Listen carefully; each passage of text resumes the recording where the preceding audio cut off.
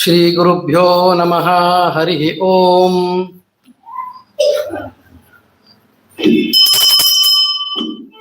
ಶಮಯನ್ ಭವ ಸಂತಾಪಂ ರಮಯನ್ ಸಾಧು ಚಾತಕಾನ್ ಕೃಷ್ಣ ಮೇಘ ಕೃಪಾ ದೃಷ್ಟಿ ವೃಷ್ಟ್ಯಾ ಪುಷ್ಣಾತು ಮಾಮಪಿ. ಶ್ರೀಮದಾನಂದ ತೀರ್ಥಾರ್ಯ ಪಾದ ಪಂಕಜ ರೇಣವಃ ಪವಿತ್ರಯಂತು ಮಾಂ ನಿತ್ಯಂ ಪಾಪಪಾಟನ ಪಂಡಿತಾಃ. ಅಸ್ಮದ್ಗುರು ಸಮಾರಂಭಾಂ ಟೀಕಾಕೃತ್ಪಾದ ಮಧ್ಯಮಾಂ ಶ್ರೀಮದಾಚಾರ್ಯ ಪರ್ಯಂತಾಂ ವಂದೇ ಗುರು ಪರಂಪರಾಂ. ಶುಕ್ಲಾಂ ವರಧರಂ ವಿಷ್ಣುಂ ಶಶಿವರ್ಣಂ ಚತುರ್ಭುಜಂ ಪ್ರಸನ್ನವದನಂ ಧ್ಯಾಯೇತ್ ಸರ್ವವಿಘ್ನೋಪಶಾಂತಯೇ. ಸರ್ವವಿಘ್ನ ಪ್ರಶಮನಂ ಸರ್ವಸಿದ್ಧಿಕರಂ ಪರಂ ಸರ್ವಜೀವ ಪ್ರಣೇತಾರಂ ವಂದೇ ವಿಜಯದಂ ಹರಿಂ.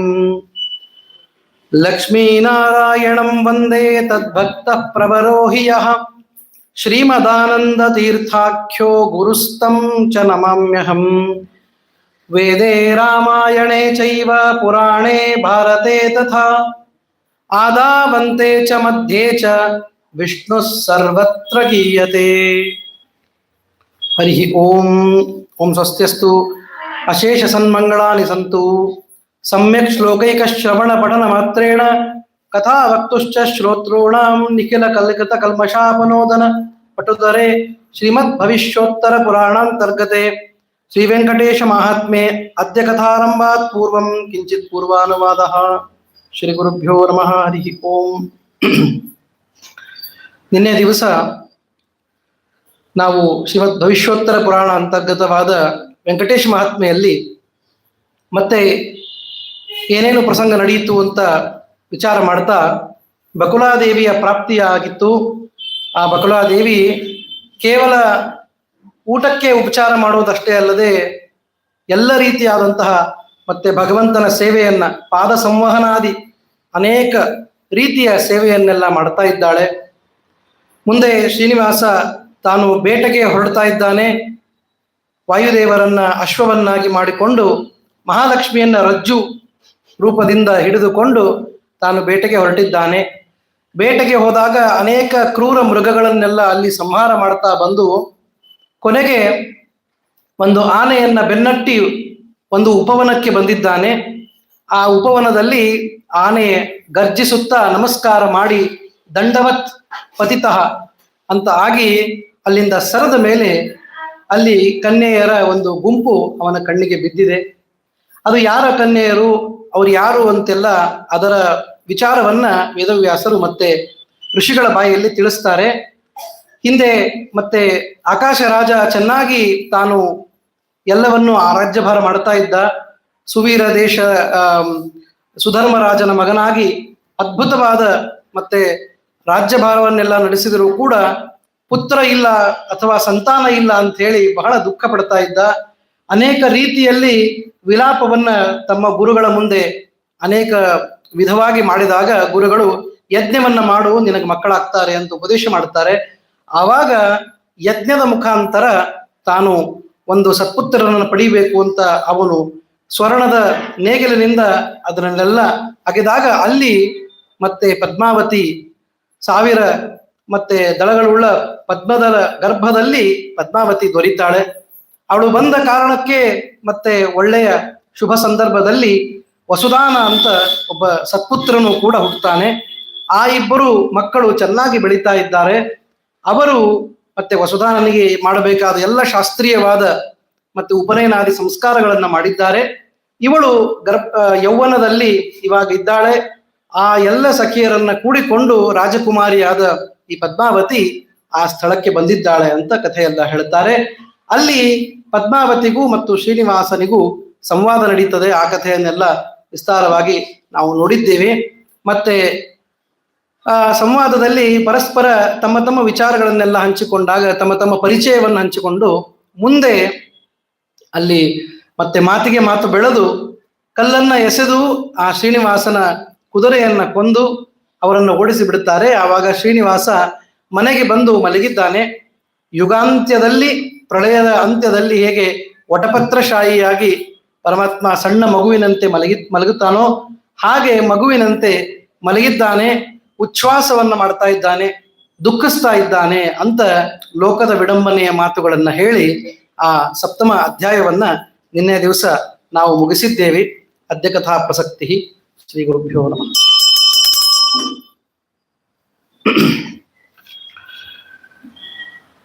ಅದಕ್ಕಿಂತ ಮುಂಚೆ ಒಂದು ಸಣ್ಣದಾದ ಕರೆಕ್ಷನ್ ಹೇಳಬೇಕಿತ್ತು. ಒಂದು ಸಣ್ಣ ತಪ್ಪಾಯಿತು ನಿನ್ನೆ. ಪಂಚದಶ ಹಸ್ತಂ ಅಂತ ಈ ತರ ಒಂದು ಬಿಳಿಯ ಬಟ್ಟೆಯನ್ನು ಉಟ್ಟುಕೊಂಡಿದ್ದ, ಬಿಳಿಯ ಉತ್ತರೀಯವನ್ನು ಹೊತ್ತುಕೊಂಡಿದ್ದ ಅಂತ ಹೇಳುವಾಗ ಅಂಗುಲ ಅಂತ ಶಬ್ದ ಹೇಳಿದೆ. ಅದು ಸರಿಯಲ್ಲ. ಸರಿಯಾದ ಏನು ಅಂತಂದ್ರೆ ಮೊಳ ಅಂತ. 15 ಮೊಳದ ಉಟ್ಟುಕೊಳ್ಳುವ ಮತ್ತೆ ಬಟ್ಟೆ, 5 ಮೊಳದ ಹೊತ್ತುಕೊಳ್ಳುವ ಬಟ್ಟೆ.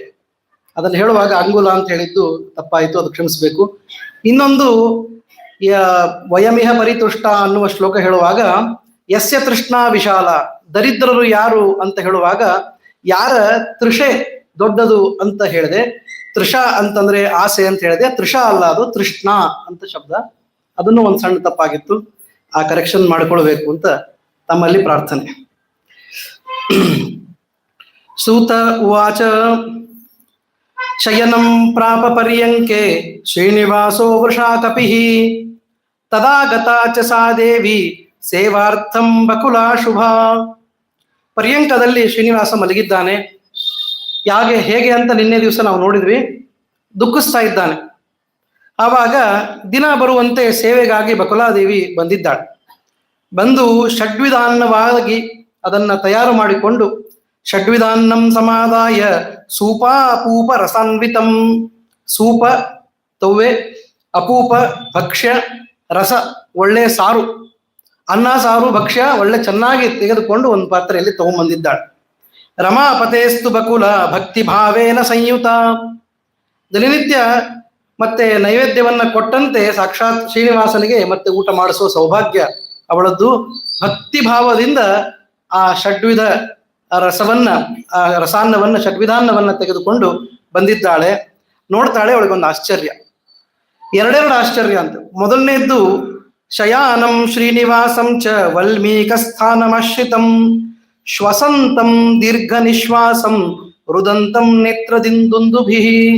ನೇತ್ರಬಿಂದುಭಿಃ ಅಭಾಷಮಾಣಂ ಶ್ರೀಕಾಂತಂ ಬಭಾಷೆ ಬಕುಲಾಶುಭ. ಅವನು ನೋಡ್ತಾ ಇದ್ದಾಳೆ. ಅವನು ಮತ್ತೆ ದೀರ್ಘವಾಗಿ ಶ್ವಾಸ ತಗೋತಾ ಇದ್ದ. ನೀವು ಸಣ್ಣ ಮಕ್ಕಳು ಅಳಬೇಕಾದ್ರೆ ನೋಡ್ರಿ ಹೇಗೆ ಅಳ್ತಾರ.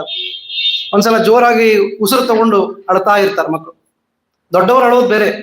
ಸಣ್ಣ ಮಕ್ಕಳು ಹೇಗೆ ಮತ್ತೆ ಮಗು ಅಳ್ತಾ ಇದ್ರೆ ಹೇಗೆ ಕಾಣಿಸ್ಬೇಕು ಹಾಗೆ ಕಾಣಿಸ್ತಾ ಇತ್ತು. ಮತ್ತೆ ಕಣ್ಣಿನೊಳಗೆ ನೀರು ಬರ್ತಾ ಇದೆ, ಸಣ್ಣ ಸಣ್ಣ ಬಿಂದುಗಳು ಕಣ್ಣಿನಿಂದ ಬರ್ತಾ ಇದೆ. ಅದನ್ನ ನೋಡಿ ಬಕುಲಾದೇವಿ ಅಂತಾಳೆ, ಉತ್ತಿಷ್ಟ ಗೋವಿಂದ ಕಿಂ ಶೇಷೇ ಪುರುಷೋತ್ತಮ ನ ಕದಾಚಿತ್ ದಿವಾ ಸ್ವಾಪೋ ನ ಕೃತಂ ರೋದನಂ ಹರೇ.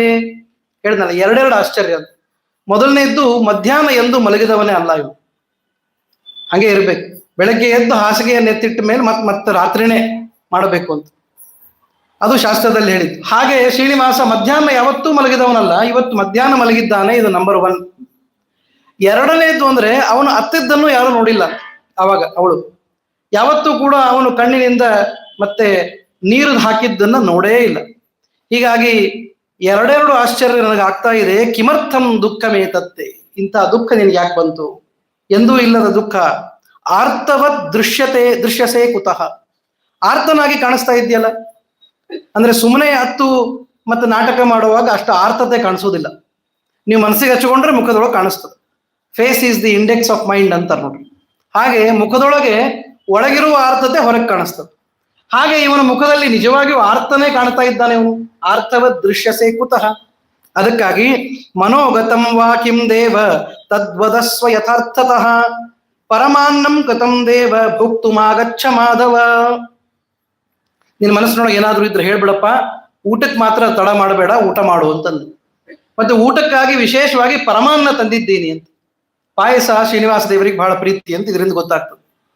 ಹೀಗಾಗಿ ಪರಮಾನ್ನಂ ಕೃತಂ ದೇವ, ಒಳ್ಳೆ ಸಣ್ಣಕ್ಕಿ ಅನ್ನ ಮಾಡಿ ಪರಮಾನ್ನವನ್ನೆಲ್ಲ ಮಾಡ್ಕೊಂಡು ಬಂದಿದ್ದೀನಿ. ಭೋಕ್ತುಮಾಗಚ್ಚ ಮಾಧವ, ಬೇಗ ಊಟ ಮಾಡೋದಕ್ಕೆ ಬಾ ಅಂತ ಕರೀತಾಳ.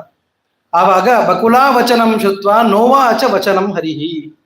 ಒಂದೂ ಮಾತನ್ನ ಆಡ್ಲಿಲ್ಲ. ಒಂದ್ಸತಿ ಮುಖ ನೋಡಿದ ಮತ್ತೆ ಅಳ್ಲಿಕ್ಕೆ ಶುರು ಮಾಡಿದ. ಸಣ್ಣ ಮಕ್ಕಳು ಇದಕ್ಕೆ ಸರಿಯಾಗಿ ಹಿಂಗೆ ಮಾಡ್ತಾ ಇರ್ತಾರೆ, ತೋರಿಸ್ತಾ ಇದ್ದಾರೆ. ಯಥಾಯುಗ ಅಂತೆ ವಟಪತ್ರ ಶಾಹಿ ನಿನ್ನೆ ಹೇಳಿದ್ವಿ. ಹಾಗೆ ಹರಿಂ ದೃಷ್ಟ್ವಾ ಹಿರಣ್ಯಾಂಗಿ ಪುನರ್ವಾಕ್ಯಮುವಾಚ ಸಾ ಕಿಂ ದೃಷ್ಟ್ವಂ ವಿಪಿನೇ ಕೃಷ್ಣ ಕಿಮರ್ಥಂ ದುಃಖ ಮುಲ್ಬಣಂ. ಹೋಗಿದ್ದಲ್ಲಿ ಒಂದು ಬೇಟೆಗಾಗಿ ಹೋಗಿದ್ದಿ, ತಯಾರಾಗಿ ಚೆನ್ನಾಗಿ ಹೋಗುವಾಗ ಬಹಳ ಹಸನ್ಮುಖನಾಗಿ ಹೋಗಿದ್ದಿ. ಯಾಕಂದ್ರೆ ಮನಸ್ಸಿನೊಳಗೆ ಸಂತೋಷ ಇದ್ರೆ ಅಷ್ಟು ತಯಾರಾಗ್ಲಿಕ್ಕೆ ಸಾಧ್ಯ. ಮನಸ್ಸಿನೊಳಗೆ ಮತ್ತೆ ಆವಾಗಿಂದಲೇ ಏನೋ ದುಃಖ ಇತ್ತು ಅಂದ್ರೆ ಅವನೇನು ಅಷ್ಟು ತಯಾರಾಗ್ತಾ ಇದ್ದಿಲ್ಲ. ಚೆನ್ನಾಗಿ ಎಲ್ಲ ಮತ್ತೆ ಡ್ರೆಸ್ ಮಾಡ್ಕೊಂಡು ಹೋಗ್ತಾ ಇದ್ದಾನೆ ಅಂದ್ರೆ ಅರ್ಥ ಏನು, ಬಹಳ ಸಂತೋಷದಿಂದ ಹೋಗಿದ್ದಿ. ಅಲ್ಲಿ ಏನಾದ್ರು ನೋಡಿದ್ಯಾ ಅಂತ ಕೇಳಿದ್ವಿ. ಆವಾಗ ಅಂತಾಳೆ ನೋಡ್ರಿ, ಆರ್ತಿಹೀನೋಪಿ ದೇವತ್ವಂ ಆರ್ತವ ದೃಶ್ಯಸೇ ಕುತಃ. ಮಧ್ಯೆ ಮಧ್ಯೆ ನೆನಪಾಗ್ತಾ ಇದೆ. ಯಶೋಧಾದೇವಿ ಹೇಗೋ ಹಾಗೆ ಆರ್ತಿಹೀನೋಪಿ, ಪರಮಾತ್ಮನಿಗೆ ಯಾವ ದುಃಖ ಅನ್ನೋದಿಲ್ಲ. ಆರ್ತಿ ಅಂದ್ರೆ ದುಃಖ, ದುಃಖ ಸಮೂಹ, ಅದು ಅವನಿಗಿಲ್ಲೇ ಇಲ್ಲ. ಆರ್ತಾನಾಂ ಆರ್ತಿಹಂತಾರಂ ಭೀತಾನಾಂ ಭಯನಾಶನಂ ದ್ವಿಷತಾಂ ಕಾಲದಂಡಂ ತಂ ರಾಮಚಂದ್ರಂ ನಮಾಮ್ಯಹಂ. ಇದೇ ಮಾತು ಹೇಳ್ತಾರೆ ರಾಮದೇವರು ನಮಸ್ಕಾರ ಮಾಡುವಾಗ. ಆರ್ತಾನಾಂ ಆರ್ತಿಹಂತಾರಂ, ನಮಗೆ ಆರ್ತದೇ ಇರ್ತದೆ. ನಾವು ಆರ್ತಿಗಳಲ್ಲಿ ಆರ್ತಿ ಆಗಿರ್ತೀವಿ. ಆರ್ತಿ ಅಂದ್ರೆ ದುಃಖಿತರಾಗಿರ್ತೀವಿ. ಆವಾಗ ನಮ್ಮ ಆರ್ತಿ ಹಂತಾರಂ, ನಮ್ಮ ಆರ್ತಿಯನ್ನ ದೂರ ಮಾಡ್ತಾನೆ ಪರಮಾತ್ಮ. ಹಿಂಗಾಗಿ ಅವನಿಗೆ ಎಲ್ಲಿ ದುಃಖ, ಅದು ನಿನಗಿಲ್ಲೇ ಇಲ್ಲ. ಆದರೂ ಅದನ್ನ ತೋರಿಸ್ತಾ ಇದ್ದೀಯಲ್ಲ ಅಂತಂದ್ರೆ ನಿನಗೆ ಏನೋ ಆಗ್ಬೇಕು ನನ್ನ ಕಡೆಯಿಂದ. ತಾಯಿಗೆ ಗೊತ್ತಿರ್ತದೆ, ಮಕ್ಕಳಿಗೆ ಯಾವುದು ಎಷ್ಟಿದೆ ಅಂತ ಸರಿಯಾಗಿ ಗೊತ್ತಿರ್ತದೆ. ಏನೋ ಇಲ್ಲದೆ ಇರೋದನ್ನ, ಅಯಥಾಭೂತವಾದದ್ದನ್ನ ತೋರಿಸಿದ್ರೆ ಗೊತ್ತಾಗ್ತದೆ ಇದು ಯಾವುದರದ್ದು ಅಪ್ಲಿಕೇಶನ್ ಇದು ಅಂತ ಗೊತ್ತಾಗ್ತದೆ. ಏನೋ ಬೇಕಾಗಿದೆ, ಅದಕ್ಕಾಗಿ ಇಷ್ಟು ಮಾಡ್ತಾ ಇದ್ದಾರೆ. ಕೆಲವು ಸಲ ಬಂದ ತಕ್ಷಣ ಅವ್ರು ಕೇಳೋ ಧಾಟಿ ಬದಲಾದ್ರೆ ಎಷ್ಟು ರೊಕ್ಕ ಬೇಕಪ್ಪ ನಿನಗೆ ಅಂತ ಕೇಳ್ತಾರೆ. ಯಾಕಂದ್ರೆ ಇವತ್ತು ಯಾಕೋ ಬಹಳ ನೈಸ್ ಮಾಡ್ತಿದ್ಯಲ್ಲ ಅಂತ. ಹಾಗೆ ಇವನಿಗೆ ಗೊತ್ತಾಯ್ತು, ಏನೋ ಒಂದು ಆರ್ತತೆಯನ್ನು ತೋರಿಸ್ತಾ ಇದ್ದಾನೆ. ನಿಜವಾಗಿ ಇವನಿಗೆ ಆರ್ತಿಹೀನ ಪರಮಾತ್ಮ. ಮನೋಗತಂ ವದಾದೇಶಂ ಗೌರವಂ ಮೈ ವಾಕೃಥಾ. ತಾಯಿ ಮುಂದೆ ಹೆಂಗ್ ಹೇಳ್ಕೊಳ್ಳೋದು ಅಂತ ಏನ್ ಅನ್ಕೋಬೇಡಪ್ಪ, ನನಗೆ ನೀನು ನಿನಗೆ ನಾನು ಅಷ್ಟೇ ಇರೋದಿಲ್ಲ, ಇನ್ಯಾರೂ ಇಲ್ಲ. ಹೀಗಾಗಿ ಗೌರವಂ ಮಾಕೃಥಾ. ಗೌರವ ಅಂತಂದ್ರೆ ದೊಡ್ಡವರ ಮುಂದೆ ಹೇಳ್ಕೊಳ್ಲಿಕ್ಕೆ ಆಗೋದಿಲ್ಲ. ಸ್ನೇಹಿತರು ಯಾಕಿರ್ಬೇಕು, ಅವರು ಸಮಾನ ವಯಸ್ಕರ ಹತ್ರ ಹೇಳ್ಕೊಳ್ಲಿಕ್ಕೆ ಅನುಕೂಲ ಅಂತ. ಅದೇ ದೊಡ್ಡವರಿದ್ರೆ ಅವರಲ್ಲಿ ಗೌರವದಿಂದ ನಾವು ಕೆಲವೊಂದನ್ನು ಬಿಟ್ಟು ಬಿಡ್ತೀವಿ. ಹಾಗೆ ನೀನೇನಾದ್ರೂ ಗೌರವ ಅಂತ ಮಾಡಿ ನನ್ನಲ್ಲಿ ಹೇಳದೆ ಇರಬೇಡ, ನಿನ್ನ ಮನಸ್ಸಿನೊಳಗೆ ಏನಿದೆ ಅದನ್ನು ಹೇಳು ಅಂತ ಹೇಳಿದ್ರು. ಹೌದಾ? ಸರ್ವಲೋಕಾರ್ತಿ ಸಂಹರ್ತ ಪುಣ್ಯಮೂರ್ತೆ ನಮೋಸ್ತುತೆ. ಎಲ್ಲ ಲೋಕಾರ್ತಿಯನ್ನ ನಾಶ ಮಾಡುವ ಪುಣ್ಯಮೂರ್ತಿ ನೀನು, ನಿನಗೆ ನಮಸ್ಕಾರ ಅಂತ ಅಂದ್ಬಿಟ್ಟು ಪರಮಾತ್ಮನ ಸ್ಮರಣೆ ಮಾಡಿಕೊಂಡು ಆ ಕ್ಷಣಕ್ಕೆ ಅವನು ಯಾರು ಅನ್ನುವ ಸ್ಮರಣೆ ಅವಳಿಗೆ ಬಂದು ಅದನ್ನ ನೆನಪು ಮಾಡ್ಕೊಳ್ತಾಳೆ. ಸರಿಯಾಗಿ ಒಂದೇ ಪ್ರಶ್ನೆನೇ ಕರೆಕ್ಟ್ ಆಗಿ ಕೇಳ್ತಾಳೆ. ಆಪ್ಷನ್ ಕೊಡ್ತಾಳೆ, ಇಂಥದಾಯ್ತಾ ಅಂತ ಹೇಳಿ. ಮೊದಲನೇ ಆಪ್ಷನ್ನೇ ಕರೆಕ್ಟ್. ಕಾ ದೃಷ್ಟ ಭುವಿ ಕನ್ಯಾವ ಗಾಂಧರ್ವಿ ವಾಸುರೋತ್ತಮ. ಯಾವ್ದಾದ್ರೂ ಹುಡುಗಿಯನ್ನು ನೋಡಿ ಏನು ಅಂತ. 25 ವರ್ಷದ ಹುಡುಗ ಅಳತಾ ಕೂತ್ರಿ ಇನ್ನೇನ್ ಕೇಳ್ಬೇಕು ಅವನು? ಬೇರೆ ಏನು ಕೇಳಲಿಕ್ಕೆ ಸಾಧ್ಯನೇ ಇಲ್ಲ. ಬೇರೆ ಯಾವುದಕ್ಕೂ ಅಳೋದು ಇಲ್ಲ. ಅವನವನೇ ಪರಿಹಾರ ಮಾಡ್ಕೋತಾನೆ. ಇದು ಒಂದೇ ಒಂದು ವಿಷಯ ನೋಡ್ರಿ, ಅದು ಸ್ವಲ್ಪ ಹೆಡ್ ಆಫೀಸಿಗೆ ಹೋಗಿ ಬರ್ಬೇಕು ಅಪ್ರೂವಲ್. ಬಾಕಿ ಎಲ್ಲಾನು ಅವರೇ ಅಪ್ರೂವ್ಡ್ ಮಾಡ್ಕೊಂಡ್ ಬಿಟ್ಟಿರ್ತಾರೆ. ಆದ್ದರಿಂದ ಇದಕ್ಕಾಗಿ ಮಾತ್ರ ಸರಿಯಾಗಿ ಕೇಳ್ತಾಳೆ. ಕಾದೃಷ್ಟ ಭುವಿ, ಯಾರಾದ್ರೂ ಒಂದು ಹುಡುಗಿಯನ್ನ ನೋಡಿದ್ದೀಯಾ? ಯಾವ ಗಂಧರ್ವಿಯೋ ಮನುಷ್ಯಳೋ ಯಾರು ಅಂತ ಹೇಳು. ಕಸ್ಯಾ ಸಂಗಂ ಸಮಾಪೇಕ್ಷ ಚಿತ್ತ ವೈಕಲ್ಯ ಮಧ್ಯತೆ ಕಾಚ ಪುಣ್ಯವತಿ ಬಾಲಂ ಭಕ್ತವಶಂ ಹರಿಂ. ಹಾಗೇನಾದ್ರೂ ಅದು ಮಾತು ಸತ್ಯ ಆಗಿದ್ರೆ ಅಂತಹ ಪುಣ್ಯವಂತಳಾದ ಹುಡುಗಿಯ ಹೆಸರು ಹೇಳಪ್ಪ ನನಗೆ ಅಂತಂತ ನಾವ್ ಅಂತೀವಲ್ಲ. ಯಾರೋ ಒಬ್ರು ಬಹಳ ಯೋಗ್ಯರಿರ್ತಾರೆ, ಅವ್ರ ಮದುವೆ ಗೊತ್ತಾಗಿರ್ತದೆ. ಅವಾಗ ಏನ್ ಕೇಳ್ತಾರೆ ಹೇಳ್ರಿ ಜನ ಹೋಗಿ, ಯಾರ್ರೀ ಅವರು ಪುಣ್ಯವಂತರು, ನಿಮ್ಮನ್ನ ಮದುವೆ ಮಾಡ್ಕೊಳ್ಳಿ, ನೀವು ಅವ್ರನ್ನ ಮದುವೆ ಮಾಡ್ಕೊಳಗತ್ತೀರಿ ಅಂತಂತ. ಅಭಿಪ್ರಾಯ ಏನು ಅಂದ್ರೆ, ಅಷ್ಟು ಯೋಗ್ಯರಾದವರು ನಿಮಗೆ ಸಿಕ್ಕಿದ್ದಾರೆ, ಅಥವಾ ನಿಮ್ಮಂತ ಯೋಗ್ಯರು ಅವರಿಗೆ ದೊರಕಿದ್ದಾರೆ ಅಂದ್ರೆ ಅವ್ರು ಬಹಳ ಪುಣ್ಯವಂತರು ಅಂತ. ಹಾಗೆ ಕೇಳ್ತಾಳೆ, ಇಂತಹ ಲೋಕೋತ್ತರ ಸುಂದರನಾದ ಪರಮಾತ್ಮನ ಮತ್ತೆ ಈ ಅದ್ಭುತವಾದ ಮನಸ್ಸಿಗೆ ಯಾರು ಹಿಡಿಸಿದ್ದಾರೆ? ಕಾಚ ಪುಣ್ಯವತಿ, ಆ ಪುಣ್ಯವಂತಳು ಯಾರು ಅದನ್ನು ಹೇಳು. ನನ್ನ ಭಕ್ತವಶಾನೇ ಪರಮಾತ್ಮ ಇರುವುದು, ಭಕ್ತಿ ಬಂಧನ ವಶಃ ಅಂತೆ ಅವನು ಕರೆಯೋದು. ಅಂತಹ ನಿನ್ನನ್ನ ಯಾರು ವಶ ಮಾಡ್ಕೊಂಡಿದ್ದಾರೆ, ನನ್ನ ಹೆಸರು ಹೇಳು ಅಂತ ಕೇಳಿ. ಮೋಹಯಾಮಾಸ ಕಾಮಾರ್ಥ ನ ಜಾನಾಮಿ ಜಗದ್ಗುರು ವದ ಗೋವಿಂದ ತತ್ಕಾರ್ಯಂ ಕ್ಷಣ ಮಾತ್ರಾತ್ ಕರೋಮ್ಯಹಂ. ಹಾಗೇನಾದ್ರೂ ಒಂದು ವೇಳೆ ನಾನು ಹೇಳಿದ ಸತ್ಯ ಅಂತ ಆಗಿತ್ತು ಅಂದ್ರೆ ನನ್ನ ಮೇಲೆ ಗೌರವವನ್ನ ಹೆಚ್ಚು ಮಾಡಿ ಹೇಳದೇ ಇರಬೇಡ, ಹೇಳು ಬೇಕಾದ್ರೆ ಆ ಕೆಲಸವನ್ನ ಕ್ಷಣದಲ್ಲೇ ಮಾಡ್ತೀನಿ ಅಂತ. ಭಗವಂತನ ಕೆಲಸಕ್ಕೆ ಭಕ್ತರಿಗೆ ಎಷ್ಟು ಉತ್ಸುಕತೆ ಇರ್ತದೆ ನೋಡ್ರಿ. ನಾಳೆ ಏನೋ ಒಂದು ಸಂಕಲ್ಪ ಮಾಡ್ತಾರೆ, ದೇವರಿಗೆ ಇಂತಹದೊಂದು ಸಮರ್ಪಣೆ ಮಾಡ್ಬೇಕು. ಭಗವದ್ಭಕ್ತರ ಲಕ್ಷಣ ಏನು ಅಂದ್ರೆ ಆ ಕೆಲಸಕ್ಕೆ ಹತ್ಕೊಂಡೇ ಬಿಡ್ತಾರೆ ತಕ್ಷಣಕ್ಕೆ, ಯಾಕೆಂದ್ರೆ ಅದು ಭಗವಂತನ ಕಾರ್ಯ ಅಂತ. ಹಾಗೆ ಬಕುಲಾವತಿ ಮತ್ತೆ ಸಾಕ್ಷಾತ್ ಯಶೋಧಾದೇವಿನೇ ಅವತಾರ ಮಾಡಿದವಳು. ಅವಳಂದಳು, ನಿನ್ನ ಕಾರ್ಯಕ್ಕಾಗಿ ಈ ಕ್ಷಣ ನಾನು ಸನ್ನದ್ಧಳಾಗಿದ್ದೇನೆ, ಯಾರು ಹೇಳು ಅಂತ ಕೇಳ್ತಾ ಇದ್ದ. ಅಥವಾ ಮತ್ತೆ ಇದೊಂದೇ ಹೇಳಿದ್ರೆ ಒಂದೊಂದ್ಸಲ ಸಿಟ್ಟು ಬಂದಂಗೆ ಆಗ್ತದೆ ನೋಡಿ. ಅದಕ್ಕಾಗಿ ಒಂದೆರಡು ಬೇರೆ ಆಪ್ಷನ್ ಕೊಡ್ತಾಳೆ. ಮೃಗಂ ದೃಷ್ಟ್ವಾ ಭಯಂ ಪ್ರಾಪ್ತಃ ಚೋರಂ ವಾ ಕ್ರೂರ ರೂಪಿಣಂ ಕಾರಯಿತ್ವಾ ಯಥಾಶಾಸ್ತ್ರಂ ತತ್ಸರ್ವಂ ಶಾಮ್ಯಯಾಮಹಂ ಪಿಶಾಚ ಭೂತ ಪ್ರೇತಾನ್ ವಾ ನ ಜಾನಾಮಿ ರಮಾಪತೆ. ಅಥವಾ ಹೀಗೂ ಆಗಿರ್ಬಹುದು, ಯಾವುದೋ ಒಂದು ಮೃಗವನ್ನು ಅಥವಾ ಚೋರರನ್ನು ಕ್ರೂರ ರೂಪದಿಂದ ಬಂದು ಯಾರೋ ಭಯ ಬೀಳಿಸಿದ್ರ, ಪಿಶಾಚವನ್ನ ನೋಡಿದ್ಯಾ, ಪ್ರೇತವನ್ನ ನೋಡಿದ್ಯಾ, ಏನಾದ್ರೂ ಇದ್ರೆ ಹೇಳು. ಮಂತ್ರ ಯಂತ್ರ ತಂತ್ರ ಏನ್ ಬೇಕೋ ಎಲ್ಲ ಮಾಡಿಸಿ ನಾನು ನಿನ್ನ ಮನಸ್ಸಿನ ದುಃಖವನ್ನು ಶಮ ಮಾಡ್ತೀನಿ ಅಂತ ಹೇಳಿದಾಗ, ಇತ್ಯುಕ್ತೇಪಿ ಹರವು ತೂಷ್ಣಿಂ ಸ್ಥಿತೇ ಬಕುಲ ಮಾಲಿಕ. ಅವಾಗ ಇಷ್ಟು ಹೇಳಿದ್ರು ಮತ್ತೆ ಯಾವಾಗ ಮಾತಾಡ್ಲಿಲ್ಲ. ಆವಾಗ ಅವನ ಹತ್ತಿರ ಬಂದು ಕೂತ್ಲಂತ ಪಕ್ಕದೊಳಗೆ, ಊಟವನ್ನ ಪಕ್ಕಕ್ಕಿಟ್ಟು ಅವನ ಹತ್ತಿರ ಬಂದು ಪಾದವನ್ನು ಒತ್ತುತ್ತಾ ಇದ್ದಾಳೆ. ಪಾದ ಸಂವಾಹನಂ ಕೃತ್ವ ಸಾಂತ್ವಯಾಮಾಸ ಚಾಸಕೃತ ಸಾಂತ್ವಯಿತ್ವಾ ತಯಾ ಯಾಸ್ವಿನ್ ನದೇಹಂ ಸ್ವಿನ್ನದೇಹಂ ಸಮಂತತಃ. ಅಪಾದ ಮೌಲಿಯಾಗಿ ಅವನ ಪಾದವನ್ನೆಲ್ಲ ಒತ್ತಿ ಮೈ ಮೇಲೆ ಕೈ ಆಡಿಸಿ ಕೇಳ್ತಾ ಇದ್ದ. ದೂರದಿಂದ ಕೇಳಿದ್ರೆ ಒಂಥರ, ಮತ್ತೆ ಮೈ ಮುಟ್ಟಿ ಕೇಳಿದಾಗ ಅದರ ಒಂದು ಹತ್ತಿರ ನಿಕಟತೆ ಹೆಚ್ಚಾಗ್ತದೆ. ಆ ನೈಕಟ್ಯದ ಭಾರದಿಂದ ಆದ್ರೂ ಮಾತು ಹೊರಗೆ ಬರ್ತಾವಂತ ಅವಳು ಸರಿಯಾಗಿ ಕೆಲಸ ಮಾಡಿದ್ದ. ಅದು ಹಂಗೆ ಯಾರೋ ಪಾಪ ದುಃಖಿಸ್ತಾ ಇರ್ತಾರೆ, ದೂರ ನಿಂತು ಸಮಾಧಾನ ಹೇಳಿ ಹೇಳಿ ಹೇಳಿ ಏನು ಪ್ರಯೋಜನ ಇಲ್ಲ. ಹತ್ತಿರ ಹೋಗ್ಬೇಕು, ಅವ್ರಿಗೆ ಮಾತಾಡಿಸ್ಬೇಕು, ಅವ್ರನ್ನ ಮುಟ್ಟಬೇಕು, ಅವರ ಜೊತೆ ಮತ್ತೆ ಸಂಪರ್ಕ ಮಾಡ್ಬೇಕು. ಸಂಪರ್ಕ ಮಾಡಿ ಕೈ ಹಿಡಿದು ಏನೂ ಕಾಳಜಿ ಮಾಡಬೇಡ್ರಿ ಅಂತ ಹೇಳಿದಾಗ ಆಗುವ ಸೌಖ್ಯ ಬೇರೆನೇ ಇರ್ತದೆ. ಆವಾಗ ಒಂದು ವಿಶ್ವಾಸ ಹುಟ್ಟುತ್ತದೆ. ಯಾರು ಎದುರಿಗೆ ಹೇಳ್ತಾ ಇರ್ತಾರೋ ಅವ್ರ ಮೇಲೆ ಒಂದು ವಿಶ್ವಾಸ ಬರುತ್ತೆ. ಸುಮ್ಮನೆ ಮಾತಿಗೆ ಹೇಳ್ತಾ ಇಲ್ಲ, ಇವ್ರು ನಿಜವಾಗಿಯೂ ನಮಗೇನೋ ಸಹಾಯ ಮಾಡೋರು ಇದ್ದಾರೆ ಅಂತ ಗೊತ್ತಾಗ್ತದೆ.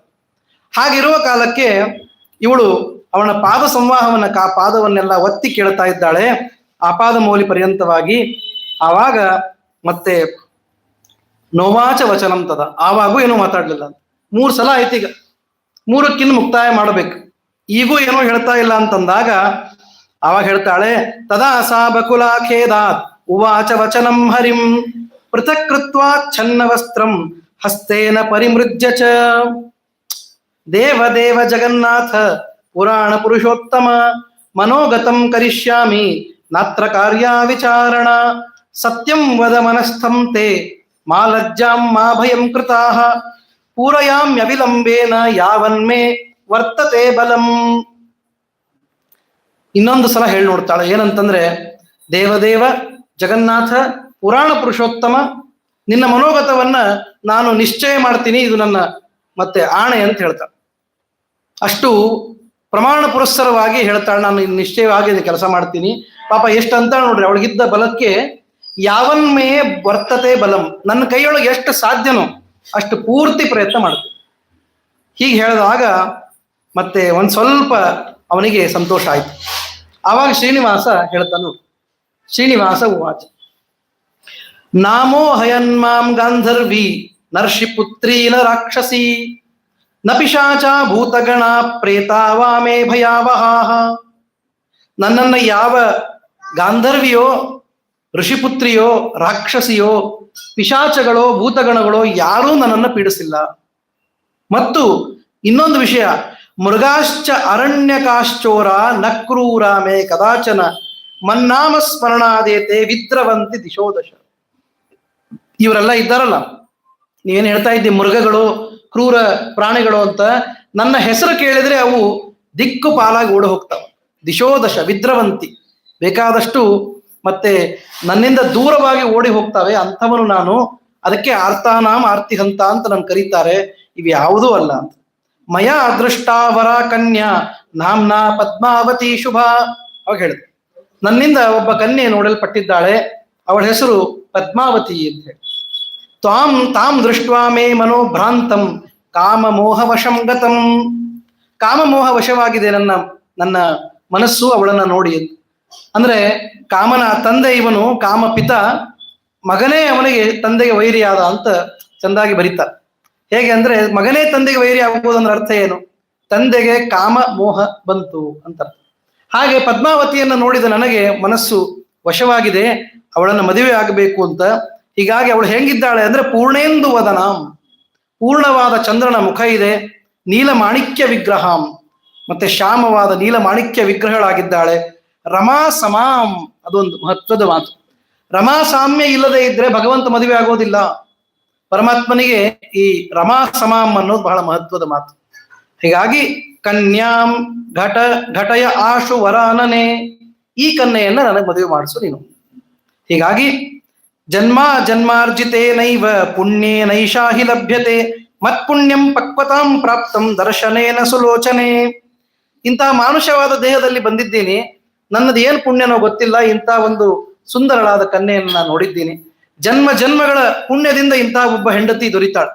ಆದ್ದರಿಂದ ಅಂಥ ಒಬ್ಬ ಹುಡುಗಿಯನ್ನು ನಾನು ಮದುವೆ ಮಾಡ್ಕೊಳ್ಬೇಕು. ಲೋಕದಲ್ಲಿ ಯಾವ ಜಡಮತಿಯೂ ಕೂಡ ಇಂಥ ಹುಡುಗಿಯನ್ನ ಮತ್ತೆ ದೂರ ಮಾಡೋದಿಲ್ಲ. ಅವಳನ್ನು ನಾನು ನೋಡಿ ಬಂದಿದ್ದೀನಿ. ನೀನು ಯಾವುದೇ ಪ್ರಸಂಗದಲ್ಲೂ ಕೂಡ ಈ ಮದುವೆಯನ್ನು ಗಟ್ಟಿ ಮಾಡಬೇಕು. ಮಾಡದಿದ್ರೆ ಏನು ಅಂದ್ರೆ ತಾಂ ವಿನಾ ನಹಿ ಜೀವಾಮಿ ಸತ್ಯಮಿತ್ಯವಧಾರಯ. ಒಂದು ವೇಳೆ ನೀನು ಮದುವೆ ಮಾಡಿಸದೆ ಹೋದರೆ ನಾನು ಬದುಕೋದಿಲ್ಲ ಅಂತ ಹೇಳು. ತಾಂ ವಿನಾ ನ ಜೀವಾಮಿ ಅಂತ ಹೇಳ್ಬಿಟ್ಟು. ಹೀಗಾಗಿ ಮಜ್ಜೀವನಂ ವೃಥಾ ಮಾತರ್ ಜಾತಂ ವೈ ವೆಂಕಟಾಚಲೆ ಯಥೋ ಭೂದವತಾರೋತ್ರ ಪದ್ಮಾವರ್ತ್ಯರ್ಥ ಮೇವಹಿ. ಪದ್ಮಾವತಿಗಾಗಿಯೇ ನಾನು ಇಲ್ಲಿ ಅವತಾರ ಮಾಡಿ ಬಂದಿದ್ದೀನಿ ಅಂದ ಮೇಲೆ ಈ ಕೆಲಸ ನೀನು ಮಾಡಲೇಬೇಕು. ಇಲ್ಲ ಅಂದ್ರೆ ನಾನು ಭೂ ವೈಕುಂಠಕ್ಕೆ ಬರೋ ಪ್ರಸಂಗನೇ ಇಲ್ಲ. ನಾನು ವೈಕುಂಠದಲ್ಲಿ ಚೆನ್ನಾಗೇ ಇದ್ದೆ. ಪದ್ಮಾವತಿಗೆ ನಾನು ಮತ್ತೆ ಮದುವೆ ಆಗಬೇಕು, ಹಳೆಯ ಮಾತಿದೆ, ಮುಂದೆ ಹೇಳ್ತಾರೆ ಅದನ್ನ. ಅದಕ್ಕಾಗಿ ನಾನು ಬಂದಿದ್ದೀನಿ, ಇದನ್ನ ನೀನು ಪರಿಪೂರ್ಣ ಮಾಡಿ ಕೊಡಬೇಕು ಅಂತ ಹೇಳ್ತಾನೆ. ಆವಾಗ ಮತ್ತೆ ಹೇಳ್ತಾನೆ ನೋಡ್ರಿ, ನಕರಿಷ್ಯಸಿ ಚೇದ್ಬಾಲೆ ತದಾ ಮೇ ಮರಣಂ ಧ್ರುವಂ. ಮತ್ತದೇ ಮಾತು, ನೀನು ಒಂದು ವೇಳೆ ಮಾಡದೇ ಇದ್ರೆ ನಾನು ಸಾಯ್ತೀನಿ. ಕಿಮುಕ್ತೇನ ವಿಶೇಷೇಣ ವಿದಿತಾಶಾಸಿ ಸಂಗಮೆ ತ್ವಂ ಮೇ ಮಾತಾ ಪಿತಾ ದೇವಿ ಭ್ರಾತಾ ಮಾತುಲ ಏವಚ. ಇದು ಯಾರತ್ರ ಆದ್ರೂ ಕೆಲಸ ತೆಗಿಬೇಕು ಅಂದ್ರೆ ಒಂದು ಸ್ವಲ್ಪ ಅವರಿಗೆ ಚೆನ್ನಾಗಿ ನೈಸ್ ಮಾಡಬೇಕು, ಹಾಗೆ ಅಂತ ಅರ್ಥ ಅಲ್ಲ. ಪರಮಾತ್ಮನ ಭಕ್ತರ ಮೇಲೆ ಎಷ್ಟು ಪ್ರೀತಿ, ಕೃಪಾಳು ಪರಮಾತ್ಮ. ಅವನು ಹೇಳ್ತಾನೆ, ನೀ ತ್ವಮೇವ ಮಾತಾ ಚ ಪಿತಾ ತ್ವಮೇವ. ನಾವಂತೀವಲ್ಲ, ತ್ವಮೇವ ಬಂಧುಶ್ಚ ಸಖಾ ತ್ವಮೇವ, ತ್ವಮೇವ ವಿದ್ಯಾ ದ್ರವಿಣಂ ತ್ವಮೇವ, ತ್ವಮೇವ ಸರ್ವಂ ಮಮ ದೇವ ದೇವ. ಹಾಗೆ ಆ ಮಾತನ್ನ ಬಕುಲಾವತಿಗೆ ಪರಮಾತ್ಮ ಹೇಳ್ತಾ ಇದ್ದಾನೆ. ಎಷ್ಟು ಅದ್ಭುತ. ನೀನೇ ನನ್ನ ತಾಯಿ, ಹೌದು ಅದು ಸತ್ಯನೇ. ನೀನೇ ನನ್ನ ತಂದೆ, ಈಗ ತಂದೆ ಯಾರಿಲ್ಲ ಅದನ್ನು ಸತ್ಯನೇ. ನೀನೇ ನನ್ನ ಅಣ್ಣ, ನನ್ನ ಸೋದರ ಮಾವ, ಭ್ರಾತುಲ ಮಾತುಲ. ಅದಷ್ಟೇ ಆದ್ರೂ ಸಾಕಾಗ್ತಿಲ್ಲ, ಹೇಳ್ತಾನೆ ನೋಡ್ರಿ. ತ್ವಂ ಪ್ರಹ್ಲಾದ, ನೀನೇ ನಮ್ಮ ಪ್ರಹ್ಲಾದ. ತ್ವಂ ಅಕ್ರೂರ, ಅಕ್ರೂರನು. ಆಮೇಲೆ ಧ್ರುವ, ಗಜೇಶ್ವರ, ಉದ್ಧವ.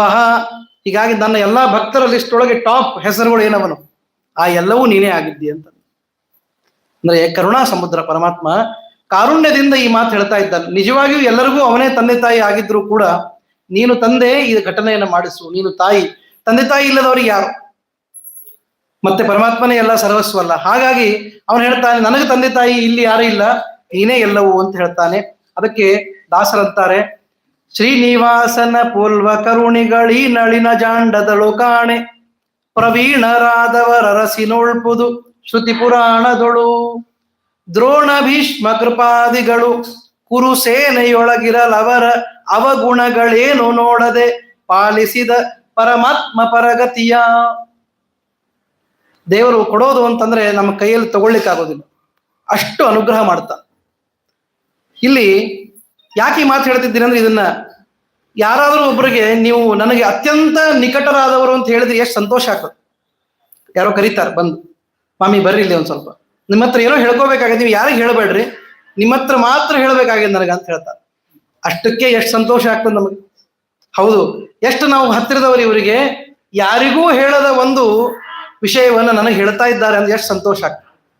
ಅಂತಹದ್ದು ಪರಮಾತ್ಮ ಕರೆದು ನಿಮಗೆ ತ್ವಂ ಪ್ರಹ್ಲಾದ ತ್ವಂ ಅಕ್ರೂರ ತ್ವಂ ಉದ್ಧವ ಅಂತೆಲ್ಲ ಹೇಳಿ ನೀನೇ ನನ್ನ ತಾಯಿ, ನೀನೇ ನನ್ನ ತಂದೆ ಅಂತಂದ್ರೆ ಎಂಥ ಸೌಭಾಗ್ಯ ಇರಬೇಕು ಆ ಬಕುಲಾವತಿ ಇದು ಅಂತ ನಾವು ಅರ್ಥ ಮಾಡ್ಕೋಬೇಕು. ಸಾಕ್ಷಾತ್ ಪರಮಾತ್ಮ ಹೇಳುತ್ತೆ. ಹೀಗಾಗಿ ಶ್ರೀನಿವಾಸನ ಪೋಲ್ವ ಕರುಣಿಗಳನ್ನು ಎಲ್ಲೂ ಕಾಣೆ ಅಂತ ಅರ್ಧಾಸ. ಇಂತಹ ಕರುಣಾಶಾಲಿಯನ್ನು ಯಾರೂ ನೋಡ್ಲಿಕ್ಕೆ ಸಾಧ್ಯ ಇಲ್ಲ, ಅಷ್ಟು ಕರುಣೆ ಪರಮಾತ್ಮನದು ಅಂತ. ಅಷ್ಟಕ್ಕೆ ಮುಗಿಸೋದಿಲ್ಲ. ಅಜಾಮಿಲೋ ದ್ರೌಪದಿ ಚ ಭಕ್ತೋ ಮೇ ತ್ವಂ ವಿಭೀಷಣ. ನೀನು ಅಜಾಮಿಳ, ನನಗೆ ಅಷ್ಟು ಪ್ರೀತಿಯ ಭಕ್ತ. ದ್ರೌಪದಿ ಚ, ದ್ರೌಪದಿ ಮೇಲೆ ಬಹಳ ಪ್ರೀತಿ ಕೃಷ್ಣನಿಗೆ. ಯಾಕೆ ಅಂದ್ರೆ ಮಹಾಭಾರತದ ಮೂಲವನ್ನ ಸಮಗ್ರವಾಗಿ ಹಂಗಂಗೆ ಓದಿದರೆ ಭಯಾನಕವಾದ ಸ್ಥಿತಿ ದ್ರೌಪದಿ.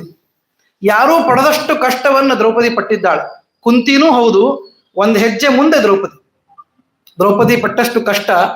ಅದನ್ನ ಶಾಸ್ತ್ರೀಯವಾಗಿ ನೋಡಿದಾಗ ದ್ರೌಪದಿ ದೇವಿಯರಿಗೆ ದುಃಖ ಇಲ್ಲ, ಅವರು ನಿತ್ಯ ಇದು ಪರಶುಕ್ಲ ತ್ರಯರು, ಇದೆಲ್ಲ ವಿಷಯ. ಆಮೇಲೆ ಮಾನುಷ ಭಾವದಲ್ಲಿ ನೋಡಿದರೆ ಕೃಷ್ಣನಿಗೆ ದ್ರೌಪದಿ ಮೇಲೆ ಯಾಕಷ್ಟು ಪ್ರೀತಿ ಅಂದ್ರೆ, ದ್ರೌಪದಿಯ ಸಹನೆ ಅದು ಮಹಾಸಹನೆ, ಮಹಾ ದುಃಖ ಒಳಪಟ್ಟಿದ್ದು. ಎಂಥಂಥ ಪರಿಸ್ಥಿತಿಗಳನ್ನು ನೋಡಿದ್ದಾಳೆ. ಅರಗಿನ ಮನೆಯ ಪರಿಸ್ಥಿತಿ ನೋಡಿದ್ದಾಳೆ. ಈ ಕಡೆ ಇದು ಯಾವುದು ದ್ಯೂತದ ಪ್ರಸಂಗ ಅಂತೂ ಅವಳ ಯಾವ ಹೆಣ್ಣು ಮಗಳ ಜೀವನದಲ್ಲಿ ನಡೆಯದೇ ಇರುವಂತಹ ಪ್ರಸಂಗ. ಯಾಕೆ ಹೇಳ್ರಿ, ಅವಳು ಪಾಪ ದೂರ ಕೂತಿದ್ದಾಳೆ.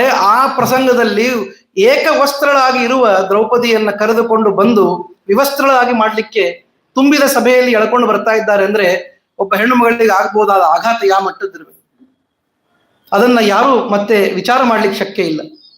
ಅದಲ್ಲದೆ ದ್ಯೂತ ಅನುದ್ಯೂತಗಳೆಲ್ಲ ಮುಗಿದು ಮತ್ತೆ ಅನೇಕ ಕಷ್ಟಗಳನ್ನ ಮತ್ತೆ ಕಾಡಿನಲ್ಲಿ ಪಡ್ತಾ, ಅಲ್ಲಿ ಅನೇಕ ದುಃಖಗಳನ್ನ ಪಟ್ಟು, ವಿರಾಟ ನಗರದಲ್ಲಿ ಕಷ್ಟಪಟ್ಟು, ಎರಡು ದ್ರೌಪದಿಯ ಅಸಹಾಯಕತೆಯನ್ನ ವ್ಯಾಸರು ಯಾವ ಮಟ್ಟಕ್ಕೆ ಚಿತ್ರಣ ಮಾಡಿದ್ದಾರೆ ಅಂದ್ರೆ, ಯದ್ಯಪಿ ಭೀಮಸೇನ ದೇವರು ಬೇಕಾದಷ್ಟು ಅದನ್ನ ಸಂತೈಸಿದ್ದಾರೆ ಅಂದರೂ ಕೂಡ ಕೃಷ್ಣನಿಗೆ ದ್ರೌಪದಿ ಮೇಲೆ ಬಹಳ ಪ್ರೀತಿ. ಸುಭದ್ರೆ ಮೇಲೆ ಹೆಂಗೋ ಹಂಗೆ ದ್ರೌಪದಿ ಮೇಲೆ ಪ್ರೀತಿ ಕೃಷ್ಣನಿಗೆ. ಅದಕ್ಕಾಗಿ ಹೇಳ್ತಾ ಇದ್ದಾನೆ, ಅಜಾಮಿಲೋ ದ್ರೌಪದಿ ಚ ಭಕ್ತೋ ಮೇ ತ್ವಂ ವಿಭೀಷಣ. ನೀನು ನನ್ನ ಭಕ್ತರಲ್ಲಿ ವಿಭೀಷಣನಾಗಿದ್ದೆ ಅಂತ ಅದನ್ನು ಹೇಳ್ತಾನೆ. ಏತೇ ಪ್ರಾಣ ಸಮಾ ಭಕ್ತ ಅನ್ನೇ ಭಕ್ತಾಶ್ಚ ಏಚತೆ ಸರ್ವೇ ತ್ವಮೇವ ಬಕುಲೆ ಏತತ್ ಕಾರ್ಯಂ ಸಮಾಚಾರ. ಹೀಗೆ ಪ್ರತಿಯೊಂದೂ ನೀನೇ ಆಗಿದ್ದೆ. ಆದ್ದರಿಂದ ಈ ಭಕ್ತಳಾಗಿ ಮಾಡಬೇಕಾದ ದೊಡ್ಡ ಕೆಲಸ ಅದು ಕಲ್ಯಾಣ ಕಾರ್ಯ, ಅದನ್ನ ನೀನು ಮಾಡಬೇಕು ಅಂತೆಲ್ಲ ಹೇಳ್ತಾ ಇದ್ದಾನೆ. ಮದ್ದುಃಖಾನ್ವಯನಾಶಾಯ ನಿರ್ಮಿತ ವಿಧಿನಾಂಗನ ಗವಾಂ ಕೋಟಿ ಸಹಸ್ರೇಣ ಹಯಾನ ಮಯುತೈಸ್ತಥಾ ಸುವರ್ಣ ತಿಲದಾನೈಶ್ಚ ಸಮಂ ಮಾಂಗಲ್ಯವರ್ಧನಂ. ಇದು ಭಾರಿ ಮಹತ್ವದ ಮಾತು. ನಮಗೆ ಬೇಕಾಗಿರುವ ಒಂದು ಮತ್ತೆ ಉಪಾಯನ ಇದು. ಇವತ್ತಿನ ಪಾಠದ ಉಪಾಯನ ಏನು ಅಂದ್ರೆ ಹೇಳ್ತಾರೆ ನೋಡ್ರಿ, ಗವಾಂ ಕೋಟಿ ಸಹಸ್ರೇಣ, ಕೋಟಿ ಆಕಳುಗಳನ್ನ ದಾನ ಮಾಡಿದರೆ, 10,000 ಅಶ್ವಗಳನ್ನು ದಾನ ಮಾಡಿದರೆ, ಮತ್ತೆ ಸುವರ್ಣ ತಿಲ ದಾನಗಳನ್ನು ಮಾಡಿದರೆ ಏನು ಪುಣ್ಯ ಬರ್ತದೋ, ಇನ್ನೊಬ್ಬರ ಮದುವೆ ಮಾಡಿಸಿದ್ರೆ ಅಷ್ಟು ಪುಣ್ಯ ಬರ್ತದೆ. ಸುವರ್ಣ ತಿಲದಾನೈಶ್ಚ ಸಮಂ ಮಾಂಗಲ್ಯವರ್ಧನಂ. ಇನ್ನೊಬ್ಬರ ಮದುವೆಗೆ ಅನುಕೂಲ ಮಾಡಿಕೊಟ್ರೆ, ಇನ್ನೊಬ್ಬರ ಮದುವೆಯನ್ನ ಮಾಡಿಸಿದರೆ ಮತ್ತೆ ಅಷ್ಟು ಪುಣ್ಯವನ್ನ ಜಗತ್ತಿನಲ್ಲಿ ಹೇಳಿದ್ದಾರೆ. ಯಾಕೆ ಹೇಳ್ರಿ, ಅಷ್ಟು ಜವಾಬ್ದಾರಿಯ ಕೆಲಸ ಅದು. ಅದಕ್ಕೆ ಇಷ್ಟೇ, ಎಷ್ಟು ಜವಾಬ್ದಾರಿನೋ ಅಷ್ಟು ಫಲ ಇರ್ತದೆ. ಏನೂ ಇಲ್ಲ, ಬಂದು ನಮಸ್ಕಾರ ಮಾಡಿ ಹೋಗ್ರಿ, ಜವಾಬ್ದಾರಿ ಏನು ಜಾಸ್ತಿ ಇಲ್ಲ. ನೀವು ಮಾಡಿದ್ರೆ ನಿಮ್ಗುಂಟು, ಇಲ್ಲ ಅಂದ್ರೆ ಇಲ್ಲ. ಆದ್ರೆ ಮದುವೆ ಮಾಡಿಸಿದರೆ ನಿಮಗೆ ಪರ್ಮನೆಂಟ್ ಜವಾಬ್ದಾರಿ ಅದು. ಅದೆಲ್ಲ ಚೆನ್ನಾಗಿ ಆಗಿ ಅದು ಸೆಟ್ ಆಗಿ ಇರುವವರೆಗೂ, ನೀವಿರೋವರೆಗೂ ನಿಮ್ ಜವಾಬ್ದಾರಿ, ಅದು ದೊಡ್ಡ ಕೆಲಸ. ಆದ್ದರಿಂದ ಅದಕ್ಕೆ ಹೇಳ್ತಾರೆ, ಕೋಟಿ ಸಹಸ್ರ ಗೋವುಗಳನ್ನ ದಾನ ಮಾಡಿದ, ಅಶ್ವಗಳನ್ನ ದಾನ ಮಾಡಿದ ಪುಣ್ಯ ಸುವರ್ಣ ದಾನ ಮಾಡಿದ ಪುಣ್ಯ ಒಂದು ಮಾಂಗಲ್ಯ ವರ್ಧನದಿಂದ ಬರ್ತದೆ. ಆದ್ದರಿಂದ ಈ ಕನ್ಯೆಯ ಮತ್ತೆ ನನ್ನ ಮದುವೆಯನ್ನ ಈ ಮಾಂಗಲ್ಯವನ್ನು ನೀನು ಕಟ್ಟಿಸಬೇಕು ಅಂತ ಬಕುಲಾದೇವಿಗೆ ಹೇಳ್ತಾ ಇದ್ದಾನೆ. ಬಕುಲಾದೇವಿ ಹೇಳಿದ್ಲು, ಕುತ್ರಾಸ್ತೆ ಜಗದಾಧಾರ ತ್ವಯಾ ಯಾತ್ರ ನಿರೀಕ್ಷಿತ ತನ್ಮಾರ್ಗಂ ವದ ಗೋವಿಂದ ಗಚ್ಚಾಮಿ ಕರುಣಾನಿಧೆ. ನೋಡ್ರಿ, ಬೇಕಾದ್ರೆ ಇಷ್ಟೊತ್ತು ಹೇಳ್ದ, ಏನೆಲ್ಲ ಹೊಗಳಿದ, ಎಲ್ಲಾ ಮಾತಾಡಿದ. ಅದಾದ ಮೇಲೆ ಬಕುಲಾವತಿಯ ಮಾತು ಎಷ್ಟು ಮತ್ತೆ ಪಾಯಿಂಟೆಡ್ ಮಾತು ಅಂದ್ರೆ ನೋಡ್ರಿ, ತಕ್ಷಣಕ್ಕೆ ಹೇಳಿದ್ದು, ನೀನೆಲ್ಲ ಅಂದಿ, ನನಗೆ ಸಂತೋಷ ಆಯ್ತು, ನಾನು ಈಗಷ್ಟು ಹತ್ರನ, ನನಗೆ ಬಹಳ ಸಂತೋಷ ಆಯ್ತು, ಯಾವ ಎಕ್ಸ್ಟ್ರಾ ಮಾತಿಲ್ಲ. ಒಂದೇ ಒಂದು ಮಾತು, ಅವಳ ಮನಿ ಎಲ್ಲದ ಹೇಳು ಹೊಂಟೆ ನಾನು, ಅಷ್ಟೇ, ಮುಗಿದೋಯ್ತು. ಯಾಕೆಂದ್ರೆ 100 ಮಾತಾಡಿ ಏನು ಪ್ರಯೋಜನ, 10 ಕಟ್ಟುವಲ್ಲಿ ಒಂದು ಮುತ್ತು ಕಟ್ಟಬೇಕು ಅಷ್ಟೇ, 100 ಮಾತಾಡಬಾರ್ದು. ಅದಕ್ಕೆ ಒಂದೇ ಹೇಳ್ತಾಳೆ, ಆಗಬೇಕಾದ ಕೆಲಸಕ್ಕೆ ಎಷ್ಟು ಬೇಗ ನಾವು ಉತ್ಸುಕರಾಗಿರ್ಬೇಕು ಅಂತ ಅನ್ಲಿಕ್ಕೆ ಬಕುಲಾದೇವಿ ಸಾಕ್ಷಿ. ಅವಳಿಗಿದ್ದ ಶಕ್ತಿ ಭಕ್ತಿ ಎರಡನ್ನು ಪ್ರಯೋಗಿಸಿ ತಕ್ಷಣಕ್ಕೆ ಹೋಗ್ತಾ ಇದ್ದಾಳೆ. ಹೇಳ್ತಾಳೆ, ತನ್ಮಾರ್ಗಂ ವದ ಗೋವಿಂದ ಗಚ್ಚಾಮಿ ಕರುಣಾನಿಧೆ, ತಕ್ಷಣಕ್ಕೆ ಹೋಗ್ತೀನಿ ಅಂತಂದಾಗ ಆವಾಗ ಕೇಳ್ತಾಳೆ ಒಂದು ಮಾತು, ಏನೇ ಇರ್ಲಿ ಅಂತೂ ನೀನು ರಮಾ ಕಾಂತ, ನೀನು ಈ ಹುಡುಗಿಯನ್ನ ಇಷ್ಟು ಬೆನ್ನತ್ತಿ ಮದುವೆ ಮಾಡ್ಕೊಳ್ತಾ ಇದ್ದಿ, ಏನಾದ್ರೂ ಒಂದು ಇತಿಹಾಸ ಇರ್ಬೇಕಲ್ಲ, ಅದನ್ನ ಹೇಳ ನನಗೆ ಅಂತ ಕೇಳ್ತಾಳೆ. ಕಾಸಾ ಪೂರ್ವಂ ಕಿಮರ್ಥಂ ಚ ಕನ್ಯಕಾ ಜನಿತಾ ಭುವಿ ತದ್ವೃತ್ತಮಖಿಲಂ ಬ್ರೂಹಿ ಸತ್ಯೇನ ಮಮ ಕೇಶವ. ಸತ್ಯವಾಗಿ ಆ ವಿಷಯವನ್ನೆಲ್ಲ ನಂಗೆ ತಿಳಿಸು ಅಂತಂದಾಗ ಶ್ರೀನಿವಾಸ ಅಂದ, ಇದೇ ಪ್ರಶ್ನೆಗೆ ನಾನು ಕಾಯ್ತಾ ಇದ್ದೀನಿ. ಯಾಕೆಂದ್ರೆ ಪರಮಾತ್ಮ ಇರೋದೇ ಹಂಗೆ, ಸತ್ಯಂ ವಿಧಾತುಂ ನಿಜ ಭೃತ್ಯ ಭಾಷಿತಂ ವ್ಯಾಪ್ತಿಂ ಚ ಭೂತೇಶ್ವಖಿಲೇಶು ಚಾತ್ಮನಃ ಅಂತ. ಹೀಗಾಗಿ ಪರಮಾತ್ಮ ಎಲ್ಲೆಲ್ಲಿ ನಿಜಭೃತ್ಯರು ಹೇಳಿದ ಮಾತುಗಳು ಉಂಟು ಅದೆಲ್ಲವನ್ನು ಸತ್ಯ ಮಾಡೇ ಮಾಡ್ತಾರೆ, ಅದವನ ಪದ್ಧತಿ. ಇಲ್ಲಿ ಯಾರು ನಿಜಭೃತ್ಯರ ಮಾತು ಹೇಳಿದ್ರು, ಇಲ್ಲಿ ಏನಾಗ್ಬೇಕಾಗಿತ್ತು ಆ ಕಥೆಯನ್ನ ಹೇಳಲಿಕ್ಕೆ ಶುರು ಮಾಡ್ತಾರೆ. ಶೃಣು ಬಾಲೆ ಪುರಾವೃತ್ತಂ ಪದ್ಮಾವತ್ಯಾ ಜನೇ ಶುಭಂ ತ್ರೇತಾಯ ರಾಮರೂಪೇಣ ತ್ರೇತಾಯಾಂ ರಾಮರೂಪೇಣ ತು ಅವತಾರಮಹಂ ಗತಃ. ತ್ರೇತಾಯುಗದಲ್ಲಿ ನಾನು ರಾಮಾವತಾರವನ್ನು ಮಾಡಿದ್ದೆ. ಆವಾಗ ಪಿತೃ ಮಾತೃ ವಚಃ, ತಂದೆ ತಾಯಿಗಳ ಮಾತನ್ನ ಕೇಳಿ ನಾನು ಮತ್ತೆ ದಂಡಕಾರಣ್ಯಕ್ಕೆ ಹೋದೆ. ಆವಾಗ ಲಕ್ಷ್ಮಣನ ಜೊತೆಗೆ ಸೀತೆಯ ಜೊತೆಗೆ ಅಲ್ಲಿ ವಾಸ ಮಾಡ್ತಾ ಇದ್ದೆ. ಆವಾಗ ತದಾತು ರಾವಣೋ ನಾಮ ರಾಕ್ಷಸೋ ಲೋಕಕಂಟಕಃ ಲೋಕಭರ್ತು ಸತೀಂ ಹತ್ವಾ ಲಂಕಾಂ ಗಂತುಂ ಅವರ್ತತ. ಆವಾಗ ಮತ್ತೆ ಒಳ್ಳೆಯ ಸಮಯವನ್ನು ಕಾಯ್ಕೊಂಡಿದ್ದ ರಾವಣ, ಅವನು ಸೀತೆಯನ್ನ ಅಪಹಾರ ಮಾಡಿಕೊಂಡು ಹೋದ. ಆವಾಗ ವಿಮಾನದಲ್ಲಿ ಸೀತೆ ಹೋಗ್ತಾ ಇದ್ದಾಳೆ. ಅಲ್ಲಿರುವ ಆ ಅರಣ್ಯದ ಜನ ಎಲ್ಲ ಹಾಹಾಕಾರ ಮಾಡ್ತಾ ಇದ್ದಾರಂತೆ. ಹಾ ರಾಮ ಹಾ ಲಕ್ಷ್ಮಣ ಹಾ ರಾಘವೇತಿ ತದಾರ್ಥವ ರಾವೇಣ ತದಾವನೌಕಸಃ ವಿಚುಕೃಷು ತತ್ರ ವನಾಂತರಸ್ಥಾಹ. ಸೀತಾದೇವಿ ಕೂಗ್ತಾ ಇದ್ದಾಳೆ, ರಾಮ ಲಕ್ಷ್ಮಣ ಎಲ್ಲಿದ್ದೀರಿ ಅಂತ. ಅದನ್ನು ನೋಡಿ ವನದೊಳಗಿರುವ ಎಲ್ಲ ಜನರು ಕೂಡ ಕೂಗ್ತಾ ಇದ್ದಾರೆ. ಅದರ ವಿಮಾನದಲ್ಲಿ ಆ ರಾವಣ ಕರ್ಕೊಂಡು ಹೋಗ್ತಾನೆ ಇದ್ದ. ಇದು ಎಷ್ಟು ಜೋರಾಗಿ ಕೇಳಿಸ್ತು ಅಂದ್ರೆ ಕೆಳಗೆ ಪಾತಾಳ ಲೋಕದಲ್ಲಿರುವ ಅಗ್ನಿದೇವರಿಗೆ ಗೊತ್ತಾಯ್ತು. ಹೇಳ್ತಾರೆ ನೋಡ್ರಿ, ತದ್ವಾಕ್ಯಮಾಕರಣ್ಯ ಕೇಳಿಸಿಕೊಂಡು ಅಂತೆ ಚ ಹವ್ಯವಾಹನ ಪಾತಾಳ ಲೋಕಾತ್ ಉದಗಾಧರಾತಲಂ. ಪಾತಾಳ ಲೋಕದಿಂದ ಅಗ್ನಿದೇವರು ಈ ಭೂಮಿಗೆ ಬಂದು ನೋಡ್ತಾರೆ. ಸಮಾಯಾತೋ ದುರಾಧರ್ಷಂ ಆಕರ್ಷಂತಂ ಚ ಜಾನಕೀಂ ಸಂಭಾಷ್ಯ ರಾವಣಂ ಕ್ರೂರಂ ಪಾತಾಳಾದುಪಗಮ್ಯ ಚ. ಬಂದ ತಕ್ಷಣ ರಾವಣನ ಹತ್ತಿರ ಎದುರಿಗೆ ಹೋಗಿ ನಿಲ್ತ. ಅಗ್ನಿದೇವರಿಗೂ ರಾವಣನಿಗೂ ಒಂದು ಫ್ರೆಂಡ್ಶಿಪ್ ಇದೆ, ಸಖ್ಯ. ಆ ಒಂದು ಸ್ನೇಹಿತ ಆದದ್ದರಿಂದ ಆ ಒಂದು ಉಪಯೋಗವನ್ನ ಮಾಡ್ತಾರೆ. ಮಾಡಿ ಹೇಳ್ತಾಳೆ, ಇಯಂ ಜನಕ ಪುತ್ರೀನ ವಿಪ್ರಭಾರ್ಯ ಅಸುರೇಶ್ವರ. ಹೇ ಅಸುರೇಶ್ವರನೇ, ರಾವಣನೇ, ಒಂದು ತಪ್ಪು ಮಾಡ್ತಾ ಇದ್ದೀನಿ. ಏನ್ ಗೊತ್ತೇನು? ಯಾರನ್ನ ನೀನು ಸೀತೆ ಅಂತ ಕರ್ಕೊಂಡು ಹೋಗ್ತಾ ಇದ್ಯೋ ಆಕೆ ಸೀತೆನೇ ಅಲ್ಲ. ಯಾಕೆಂದ್ರೆ ರಾಮ ನೀನು ಬರ್ತೀಯಂತ ಭಯ ಬಿದ್ದು ಈಗಾಗಲೇ ಸೀತೆ ಇನ್ನೊಂದು ಕಾಪಿ ಮಾಡಿಸಿಟ್ಟಿದ್ದ. ಸೀತಾ ಕೃತಿ, ಅದು ಸೀತೆ ಅಲ್ಲ. ನಿನ್ನ ಕೈಯೊಳಗೆ ಏನ್ ಹಿಡ್ಕೊಂಡಿಯಲ್ಲ ಈಗ ನಿನ್ನ ವಿಮಾನದಲ್ಲಿ, ಅವಳು ಸೀತೆಯೇ ಅಲ್ಲ.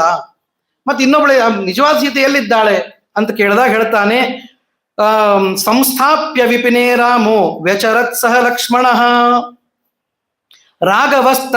ತ್ವದ್ಭಯಾದ್ರಕ್ಷ ಜಾನಕಿ ಮಮ ಸನ್ನಿಧವು.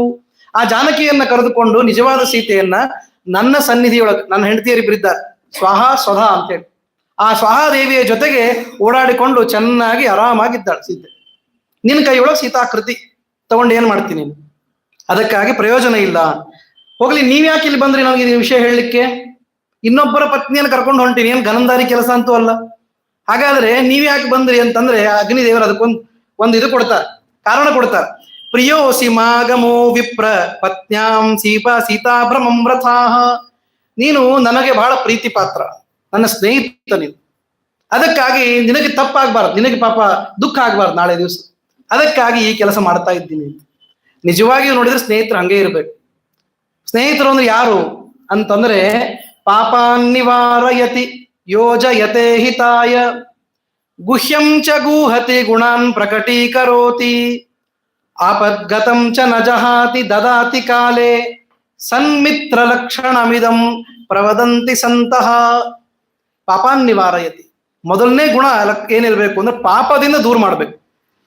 ಯಾರೋ ಪಾಪ ಹೊರಟಿರ್ತಾರೆ, ಪುರಾಣಕ್ಕೆ ತಡ ಆಗ್ಯದ, 6:40 6:50 ಆಗ್ಯದ, ಹೋಗ್ಬೇಕು ಆಚಾರ ಹತ್ರ ಅಂತಂದ್ರೆ ಪುರಾಣಕ್ಕೇನು ಹೋಗ್ತೀರಿ, ಬರ್ರಿ ಅಲ್ಲಿ ಒಳ್ಳೆ ಸಿನಿಮಾ ತೋರಿಸ್ತೀನಿ ಅಂತಂದ. ಇದು ಸ್ನೇಹಿತರು ಅಲ್ಲ.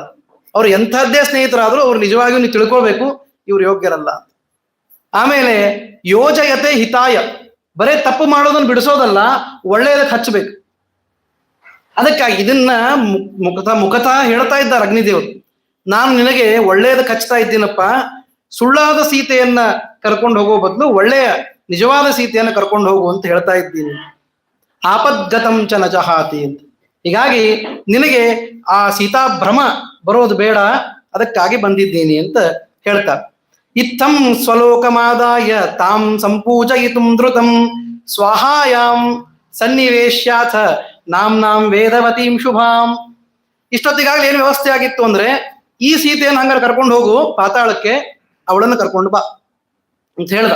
ಆಗಲಿ ಅಂತ ಅಗ್ನಿದೇವರು ತಾವೇ ಮುಂದೆ ಮಾಡಿ ನಿಜವಾದ ಸೀತೆಯನ್ನೇ ಕರ್ಕೊಂಡು ಹೋಗಿ ಅಲ್ಲಿ ಈಗಾಗಲೇ ಇವನಿಗಾಗಿ ಕಾಯ್ದುಕೊಂಡು ಕೂತಿರುವ ವೇದವತಿಯನ್ನ ಕರೆದುಕೊಂಡು ಬಂದು ಕೊಟ್ಟ. ಅವಳ್ಯಾರು ಅಂತ ಹೇಳ್ತಾರೆ, ಪ್ರಾಕ್ ಹಿಂದೆ ರಾವಣಾಪಚಾರೇಣ ಪ್ರತಿಶ್ರುತ್ಯ ಚ ತದ್ವಧಂ ಕೃತ ಪ್ರವೇಶಾಂ ಕ್ರೋಧೇನ ಸಮಿದ್ಧೇ ಜಾತವೇದಸಿ ತತ ಆರಭ್ಯ ಸಮಯಂ ಆಕಾಂಕ್ಷಂತೀಂ ಸ್ಮಿತಾಂ ಸತೀಂ. ಹಿಂದೆ ಏನಾಗಿತ್ತು ಅಂದ್ರೆ ರಾವಣನ ಪಕ್ಷಪಾತ ಮಾಡೋರು ಇದನ್ನ ತಿಳ್ಕೊಳ್ಬೇಕು. ರಾವಣ ಬಹಳ ಯೋಗ್ಯ. ಇತ್ತೀಚೆಗೆಲ್ಲ ದುರ್ಯೋಧನನ ಪಕ್ಷಪಾತ ಮಾಡೋದು, ದುರ್ಯೋಧನ ಪ್ರಜ್ಞೆ ಅಂತ ಒಂದು ಹೊಸ ಕಾನ್ಸೆಪ್ಟ್ ಮಾಡ್ಯಾರ. ನಾವೆಲ್ಲ ದುರ್ಯೋಧನ ಪ್ರಜ್ಞೆಯವರು ಅಂತ ಈ ಬುದ್ಧಿಜೀವಿಗಳು ಹೇಳ್ಕೊಂಡು ತಿರುಗಾಡ್ತಾರೆ, ಅಂತ ಮೂರ್ಖರು. ಹಾಗೆ ಅವರು ರಾವಣನ ಪಕ್ಷಪಾತವನ್ನು ಮಾಡ್ತಾರೆ. ರಾವಣ ಭಾರಿ ಯೋಗ್ಯ ಇದ್ದ ಹಾಗೆ ಹೀಗೆ ಅಂತ. ಯಾವಾಗಲೂ ಯೋಗ್ಯತೆ ಬೇರೆ, ನಾವು ನಡವಳಿಕೆ ಬೇರೆ. ನಮ್ಮೊಳಗೆ ಬೇಕಾದಷ್ಟು ಜ್ಞಾನ ಇರಬಹುದು, ನನ್ನ ನಡವಳಿಕೆ ಹೇಗಿರುತ್ತೆ ಅದು ಮಹತ್ವದ್ದು. ಹಾಗೆ ರಾವಣನಿಗೆ ಇನ್ನನೇಕ ಸಾಧನೆ ಇರಬಹುದು, ಆದ ನಡವಳಿಕೆ ಹೇಳ್ತಾರೆ ನೋಡ್ರಿ. ಇದು ಸೀತೆಯನ್ನ ಮುಟ್ಟಿದ್ದು ಪ್ರಥಮ ಅಲ್ಲ, ಬೇರೆಯವರ ಹೆಣ್ಮಕ್ಳನ್ನ ಕರ್ಕೊಂಡು ಹೋಗೋದು ಇವನಿಗೆ ರೂಢಿ ಅಂತ ಹೇಳಿದ್ರು. ಹೇಗೆ? ಪ್ರಾಗ್ ರಾವಣಾಪಚಾರೇಣ ಪ್ರತಿಶ್ರುತ್ಯ ತದ್ವಧಂ. ಹಿಂದೆ ಈ ವೇದವತಿಯನ್ನು ಎಳ್ಕೊಂಡು ಹೊರಟಿದ್ದ ಅವನು. ಆವಾಗ ಅವನ ಕೈಯನ್ನ ಹೇಗೋ ಮಾಡಿ ಬಿಡಿಸಿಕೊಂಡು, ನಿನ್ನನ್ನ ನಾನು ಒಂದು ದಿನ ಸಾವಿನ ದವಡೆಗೆ ದೂಗ್ತೀನಿ ಅಂತ ಹೇಳಿ ಅಗ್ನಿ ಪ್ರವೇಶ ಮಾಡಿದ್ಲು. ತನ್ನ ದೇಹವನ್ನ ಸುಟ್ಟುಕೊಂಡಿದ್ಲು ಈ ವೇದವತಿ. ಅವತ್ತಿನಿಂದ ಇವತ್ತಿನವರೆಗೂ ಕಾಯ್ಕೊಂಡು ಕೂತಿದ್ದಾಳೆ, ಸನ್ನಿವೇಶ ಬರಬೇಕು, ನಿನ್ನ ಸಾವಿಗೆ ನಾನು ಕಾರಣ ಆಗ್ಬೇಕು ಅಂತ. ಆ ವೇದವತಿ ಇವಳು ಅಗ್ನಿದೇವರ ಹತ್ರನೇ ಕೂತು ಬಿಟ್ಟ. ಅಗ್ನಿಯೊಳಗೆ ಬಿದ್ದ ವೇದವತಿ ಅಗ್ನಿದೇವರ ಹತ್ರನೇ ಕೂತು ಬಿಟ್ಟ. ಆದ್ದರಿಂದ ಆ ವೇದವತಿಯನ್ನ ಕಾಯ್ಕೊಂಡು ಒಂದು ಸಮಯಕ್ಕಾಗಿ ಕಾಯುತ್ತಿರುವ ಆ ವೇದವತಿಯನ್ನು ಕರ್ಕೊಂಡು ಬಂದು ಇವನ ಕೈಯಲ್ಲಿ ಇಟ್ಟರು. ತತ ಸೀತಾಕೃತಿಧರಾಂ ಕೃತ್ವ ಮಾಯೆಯ ಮೇಷವಾಹನ. ಈ ಅಗ್ನಿದೇವರು ತನ್ನ ಮಾಯೆಯಿಂದ ಸೀತಾಕೃತಿಯನ್ನು ಅವರ ಕೈಯಲ್ಲಿಟ್ಟರು. ರಾವಣನಿಗೆ ಹೇಳಿದ್ರು, ಇಮಾಂ ಸೀತಾಂ ಸಮಾದಾಯ ಗಚ್ಚ ಶೀಘ್ರಂ ನಿಶಾಕರ. ನೋಡಿ, ಈಕಿ ನಿಜವಾದ ಸೀತೆ. ನೋಡ್ಲಿಕ್ಕಂತೂ ಸೇಮ್ ಇದ್ರು, ಏನು ಗೊತ್ತಾಗಿಲ್ಲ ರಾವಣನಿಗೆ, ಅಂತ ಏನು ವಿಚಾರ ಮಾಡುವ ಬುದ್ಧಿನೂ ಇಲ್ಲ. ಅದಕ್ಕಾಗಿ ಕರ್ಕೊಂಡು ಹೋದ. ಯಾಕೆ ಬುದ್ಧಿ ಇಲ್ಲ ಹೇಳ್ರಿ? ನಿಮ್ಮಂತವ್ರಿಗೆ ಗೊತ್ತಾಗ್ತದ ಕಾಪಿ ಯಾವುದು ನಿಜವಾದದ್ದು ಯಾವುದು ಅಂತ. ರಾವಣನಿಗೆ ಯಾಕೆ ಗೊತ್ತಾಗಿಲ್ಲ? ಕಾಮಾತುರಾಣಾಂ ನ ಭಯಂ ನ ಲಜ್ಜ. ಅವನು ಕಾಮಾತುರನಾಗಿದ್ನಲ್ಲ, ಅವನಿಗೆ ಯಾವುದು ಗೊತ್ತಾಗ್ತಾ ಇಲ್ಲ.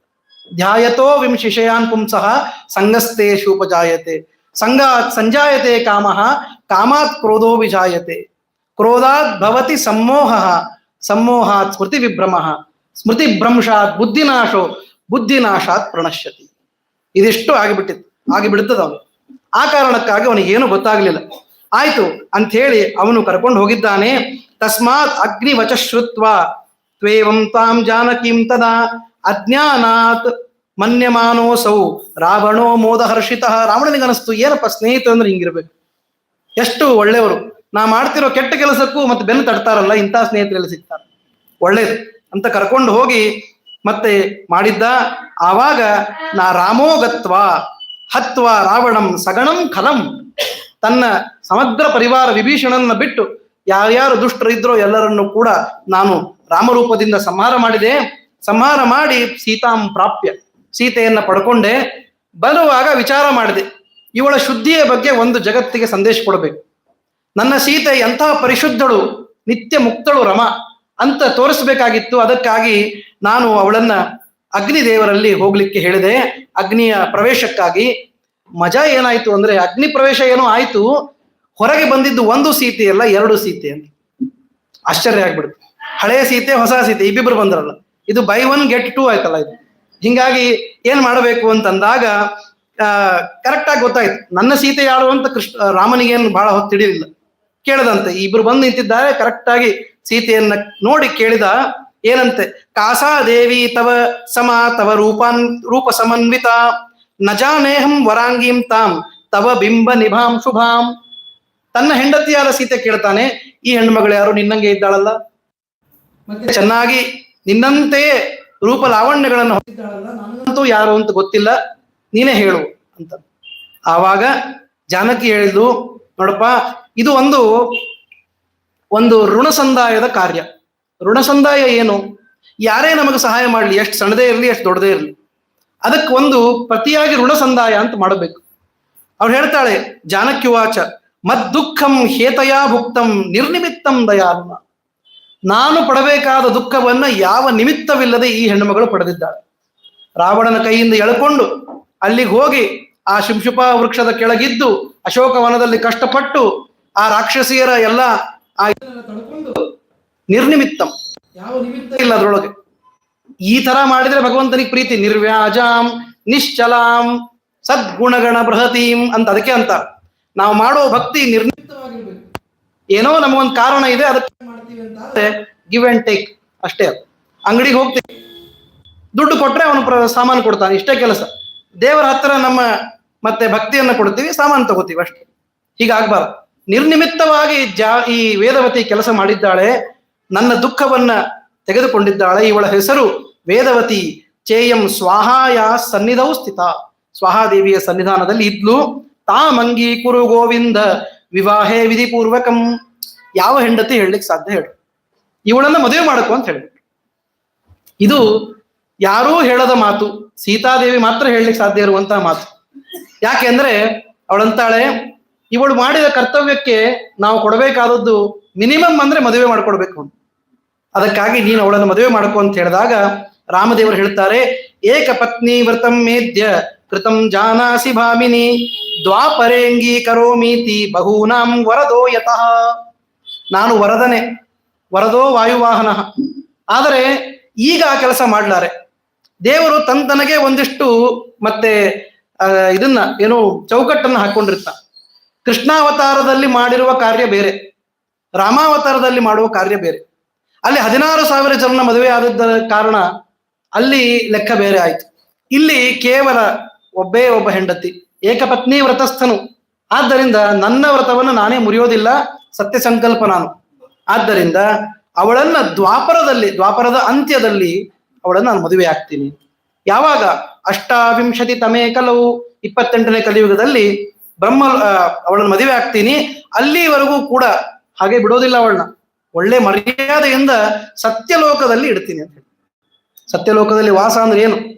ಸತ್ಯಲೋಕದ ಬಗ್ಗೆ ಮಾತಾಡ್ಲಿಕ್ಕೂ ಅಧಿಕಾರ ಇಲ್ಲ ನಮಗೆ, ಅಷ್ಟು ದೊಡ್ಡದದು. ಅದಕ್ಕೆ ಹೇಳ್ತಾಳೆ, ತಾವದೇಶ ಬ್ರಹ್ಮಲೋಕೆ ಬ್ರಹ್ಮಣ ಪೂಜಿತಾ ಭವೆ. ಆ ರಮಾದೇವಿ ಅನುಗ್ರಹ ಎಂತಹದ್ದು ಅಂದ್ರೆ ಬ್ರಹ್ಮದೇವರಿಂದ ಪೂಜಿತಳಾಗಿ ಅಲ್ಲಿ ಇದ್ದಾಳೆ. ಶ್ರುತ್ವಾ ದಾಶರಥೇರ್ವಾಕ್ಯಂ ಜಗಾಮ ಭವನಂ ವಿಧೇಹೆ. ಅವಾಗ ಬ್ರಹ್ಮದೇವರು ಅವಳನ್ನು ಕರ್ಕೊಂಡು ಸತ್ಯಲೋಕದಲ್ಲಿ ಅವಳನ್ನು ಕೂಡಿಸ್ಕೊಂಡಿರ್ತಾರೆ. ಅವಳು ಪದ್ಮಾವತಿಯಾಗಿ ಪದ್ಮೋದರಿ ಪದ್ಮಗರ್ಭ ಆಗಿ ಈಗ ಹುಟ್ಟಿದ್ದಾಳೆ. ನಮೇ ವಾಕ್ಯ ಸಮುದ್ಭೂಯಾತ್ ಇತಿ ವೇದ ವಿದೋ ವಿದುಹು. ಆದ್ದರಿಂದ ನನ್ನ ಮಾತು, ನನ್ನ ಸಂಕಲ್ಪ ಇದು ಎಂದಿಗೂ ಕೂಡ ವ್ಯತ್ಯಾಸ ಆಗೋದಿಲ್ಲ ಎಂತ ವೇದಜ್ಞರು ಹೇಳುತ್ತಾರೆ. ಶ್ರೀನಿವಾಸ ಹೇಳ್ತಾ ಇದ್ದಾರೆ. ಹೀಗಾಗಿ ಎಲ್ಲ ಆಗೋದು ನಿಶ್ಚಿತ, ಬಂದದ್ದು ಪದ್ಮಾವತಿ ಮದುವೆಗಾಗಿ. ಹೀಗಾಗಿ ನನ್ನ ಮದುವೆಗೆ ಯಾವ ವಿಘ್ನ ಇಲ್ಲ. ನೀನು ತಜ್ಜನನೇ ಹೇತುಂ ಏನು ಬಕುಲ ಆನಂದ ನಿರ್ಭರ, ಆದ್ದರಿಂದ ನೀನು ಈ ಕಾರ್ಯ ಮಾಡೋದಕ್ಕೆ ಬಂದಿದ್ದೀಯಾ ಅಂತ ಕೇಳಿದ ತಕ್ಷಣ ಬಕುಲಾವತಿಗೆ ಬಹಳ ಆನಂದವಾಯಿತು. ಬಹಳ ಆನಂದ ಕುತೂಹಲದಿಂದ ಶ್ರೀನಿವಾಸನನ್ನ ಕೇಳ್ತಾ ಇದ್ದಾಳೆ. ಗಚ್ಛಾಮಿ ರಾಜೇಂದ್ರ ಸಭಾಂ ಸಭಾಸದೈಹಿ. ಎಷ್ಟು ಜನ ಬರ್ತಾರೋ ಬರಲಿ, ದೊಡ್ಡ ಸಭೆ. ತೋಂಡ ದೇಶದ ರಾಜ ಅಧಿಪತಿ, ಅವನ ರಾಜ್ಯ ಸಭಾಕ್ಕೆ ನಾನು ಹೋಗ್ತೀನಿ. ಸಂಪೂರ್ಣ ಸರ್ವಾರ್ಥ ವಿಶಾರದೈರ್ಯುತಾಂ, ಇದ್ದವರೆಲ್ಲ ದೊಡ್ಡ ದೊಡ್ಡ ವಿದ್ವಾಂಸರು, ಸರ್ವಾರ್ಥವನ್ನು ತಿಳಿದಂತಹ ಮಹಾನುಭಾವರು. ಆ ಆಕಾಶರಾಜನ ಅಂತಹ ಸುಂದರ ಪಟ್ಟಣವನ್ನ ನಾನು ಹೋಗಿ ನಾನು ಈ ಕೆಲಸವನ್ನು ಮಾಡ್ಕೊಂಡು ಬರ್ತೀನಿ, ನನಗೆ ಹೋಗೋ ವ್ಯವಸ್ಥೆಯನ್ನು ನೀನು ಮಾಡಬೇಕು ಅಂತಂದಾಗ ಉತ್ಥಾಯ, ಈ ನೋಡಿ ಕೃಷ್ಣ ಏನ್ ಮಾಡ್ತಾರೆ, ಉತ್ಥಾಯ ತಲ್ಪಸ್ತಿಮಿ ತಾಂತರಂಗ ತಸ್ಥೌ ತದಾನೀಂ ಮೃಷಹೃಷ್ಟ ಚೇತಾಹ. ಮಕ್ಕಳಿಗೆ ಏನಾದರೂ ಕೊಡಿಸ್ಬೇಕು ಅಂತಂದಾಗ ಇವಿಷ್ಟೆಲ್ಲ ನಾಟಕ ಮಾಡ್ತಾರೆ ಅಂತ ಇಟ್ಕೊಳ್ರಿ. ನಾಟಕ ಮಾಡಿದ್ಮೇಲೆ ನೀವು ಅವ್ರಿಗೆ ಏನ್ ಬೇಕು ಅದನ್ನ ಹೂ ಅಂತಂದ್ರಿ. ಆವಾಗ ಅಳತಾ ಮಲ್ಕೊಂಡವ್ರ ಹಸಿವಿಲ್ಲ, ಹೊಟ್ಟೆ ಸರಿ ಇಲ್ಲ, ಏನೇನೋ ಒಂದು 50 ಕಾರಣ ಕೊಟ್ಟಿರ್ತಾರೆ ಅಷ್ಟೊತ್ತಿಗಾಗಲೇ. ಎದ್ದು ತಕ್ಷಣ ಹಾಸಿಗೆಯಿಂದ ಎದ್ದು ಓಡಿ ಬಂದು ಊಟಕ್ಕೆ ಕೊಡ್ತಾರೆ. ಹಾಗೇ ಮಾಡಿದಂತೆ ಶ್ರೀನಿವಾಸ. ನಾನು ಯಾವಾಗ ಮಾಡೋದು ನಿಶ್ಚಯ ಅಂತ ಹೇಳಿ ಹೊರಡ್ತಾ ಇದ್ದೀನಿ ಅಂತ ಅಂದ್ಲು. ಎದ್ದು ಕೂತ್ಬಿಟ್ಟು ಎದ್ದು ಹೇಳ್ತಾನೆ, ಸ್ವಲ್ಪ ಆ ಹಾಸಿಗೆಯಿಂದ ಎದ್ದು ಓಡಿ ಬಂದು ಊಟಕ್ಕೆ ಕುಳಿತ. ಮತ್ತೇನ್ ಮಾಡ್ದ, ಭುಕ್ತ್ವಾನ್ನ ಮುತ್ತಮಸೌ ಬಕುಲಾ ಪ್ರದತ್ತಂ ಆನಂದ ಪೂರ್ಣ ಸುಮನಾಹ ಸುರವೃಂದ ವಂದ್ಯ. ಅವಳು ಕೊಟ್ಟಿದ್ದನ್ನು ಒಂದು ಚೂರು ಬಿಡದೇನೆ ಪೂರ್ತಿ ಊಟ ಮಾಡಿದ್ಲು. ಹೊಟ್ಟೆ ತುಂಬ ಉಂಡು ಹೇಳ್ದ, ದಿವ್ಯಾಂ ತುರಂಗಿ ಮಾಸ್ಥಾಯ, ಒಂದು ಒಳ್ಳೆ ಇದನ್ನ ಏನೋ ಕುದುರೆಯನ್ನ ವ್ಯವಸ್ಥೆ ಮಾಡಿ ಅದಕ್ಕೆ ಆ ವಿಷಯ ಏನು ಅದಕ್ಕೆಲ್ಲ ಅಲಂಕಾರವನ್ನು ಮಾಡಿ ಅದರ ಮೇಲೆ ಅವಳನ್ನ ಕೂಡಿಸಿ ಕಳಿಸಿಕೊಟ್ಟ ಅಂತ. ಆವಾಗ ಮಾರ್ಗವನ್ನು ಹೇಳೋ ಅಂತಂದಾಗ, ಮಾರ್ಗ ಅನ್ನೋ ಅರ್ಥ ಏನ್ ಗೊತ್ತೇನು, ಹೆಂಗ್ ಹೋಗಬೇಕು ಅಂತಂದ್ರೆ ಯಾವ ದಾರಿ ಅಂತ ಅರ್ಥ ಅಲ್ಲ, ಹೇಗೆ ನಡ್ಕೊಳ್ಬೇಕು ಅಂತ ಅರ್ಥ. ಮಾರ್ಗಂ ವದ ರಮಾನಾಥ ಗಚ್ಛಾಮಿ ನೃಪ ಪುಂಗವಂ. ಹೇಗೆ ನಡ್ಕೊಳ್ಬೇಕು ನಾನು, ಯಾಕಂದ್ರೆ ನಿಮ್ ಬೀಗರಪ್ಪ ಅವರು ಹೆಚ್ಚು ಕಡಿಮೆ ಆಯ್ತು, ಆಮೇಲೆ ಏನು ನಮ್ಮ ಮಾವಾಗ ಮತ್ತೆ ನೀವು ಸರಿಯಾಗಿ ನಡೆಸ್ಕೊಂಡಿಲ್ಲ ಅನ್ನಬಾರದಲ್ಲ ನಾಳೆ. ಅದಕ್ಕಾಗಿ ಹೇಗೆ ನಡ್ಕೊಳ್ಳಿ ನೀನ್ ಹೇಳು ಅಂತಂದಾಗ ಮಹತ್ವದ ವಿಷಯ ಹೇಳ್ತಾನೆ ನೋಡ್ರಿ. ಈ ಅಸ್ಮಾದೇವ ವರಾನ್ಮಾರ್ಗಾತ್ ಅವರುಹ್ಯ ಗಿರೇಸ್ತಟಾತ್. ನೀ ಯಾವಾಗ್ಲೂ ಹೋಗ್ತೀಯಲ್ಲಮ್ಮ ಕೆಳಗಿಳಿದು, ಈ ಬೆಟ್ಟದ ಕೆಳಗಿಳಿದು ಹೋಗ್ತೀಯಲ್ಲ, ಮಾಳಮಡ್ಡಿಯಿಂದ ಕೆಳಗಿಳಿದು ಮತ್ತೆ ಊರಾಗ ಹೋಗ್ತೀವಲ್ಲ, ಹಂಗೆ ಬೆಟ್ಟದಿಂದ ಇಳಿದು ಕೆಳಗೆ ಹೋಗು. ಅಲ್ಲಿ ಕಪಿಲಾ ಅಪೂಜಿತ ಶಿವ, ಕಪಿಲೇಶ್ವರ ಇದ್ದಾನೆ. ಆ ಕಪಿಲೇಶ್ವರನಿಗೆ ನೀನು ಅಲ್ಲಿ ಸ್ನಾನ ಮಾಡಿ ಯಥಾಯೋಗ್ಯವಾಗಿ ನನಗೋಸ್ಕರ ಪ್ರಾರ್ಥನೆ ಮಾಡ್ಬೇಕು. ಕಪಿಲೇಶ್ವರನಿಗೆ ಪ್ರಾರ್ಥನೆ ಮಾಡ್ಬೇಕು. ಏನು, ಅಭಿಷೇಕ ಮಾಡಿಸ್ಬೇಕು. ಅಭಿಷೇಕ ಮಾಡಿ ಕಪಿಲೇಶ್ವರ ಮಾಸಾಧ್ಯ ಯಾಚ್ಯತಾಂ ವರಮವ್ಯಯಂ ಶ್ರೀನಿವಾಸೇನ ಬಾಲೇನ ಸದಾ ಕಲ್ಯಾಣ ಕಾಂಕ್ಷಿಣ. ನಮ್ಮ ಹುಡುಗ ಶ್ರೀನಿವಾಸ ಇದ್ದಾನೆ, ಸಣ್ಣ ಹುಡುಗ, 25 ವರ್ಷದ ಹುಡುಗ, ಬಹಳ ಚಂದಿದ್ದಾನೆ. ರೂಪ ಲಾವಣ್ಯಗಳಲ್ಲಿ ಯಾವುದರಲ್ಲೂ ಕೂಡ ಯಾರಿಗೂ ಕಮ್ಮಿ ಇಲ್ಲ. ಅಂತಹ ಹುಡುಗ ಮದುವೆ ಆಗ್ಬೇಕು ಅನ್ಕೊಂಡಾನ. ಆ ಹುಡುಗನ ಮನಸ್ಸಿಗೆ ತೃಪ್ತಿ ಆಗುವಂತೆ ಮದುವೆ ಮಾಡಿಸಪ್ಪ ಅಂತ ಉಮಾರುದ್ರರನ್ನ ಪ್ರಾರ್ಥನೆ ಮಾಡ್ಬೇಕು, ಕಪಿಲೇಶ್ವರನ್ನ ಪ್ರಾರ್ಥನೆ ಮಾಡ್ಬೇಕು. ಇದು ದೊಡ್ಡ ಸಂದೇಶ ಅಂತ. ಅದಕ್ಕೆ ಗೌರಿ ಪೂಜಾ ಅಂತ ಮಾಡ್ತಾರೆ, ರುದ್ರದೇವರ ಪೂಜಾ ಅಂತ ಮಾಡಿಸ್ತಾರೆ, ಇದೇ ಕಾರಣಕ್ಕೆ ಅಂತ. ಯಾಕೆಂದ್ರೆ ಅವರು ದಾಂಪತ್ಯಕ್ಕೆ ಮೂಲ ಉಮಾ ಮತ್ತು ರುದ್ರದೇವರು. ಹೀಗಾಗಿ ಏವ ಮುಕ್ತ ಶಿವಂ ದೇವಿ ತತಃ ಪದ್ಮತಟಂ ಗತ. ಅಷ್ಟನ್ನ ಮಾಡಿಸಿಕೊಂಡು ತಾನು ಪದ್ಮಾವತಿ ಸರೋವರಕ್ಕೆ, ಪದ್ಮ ಸರೋವರಕ್ಕೆ ಬಂದಿದ್ದಾಳೆ.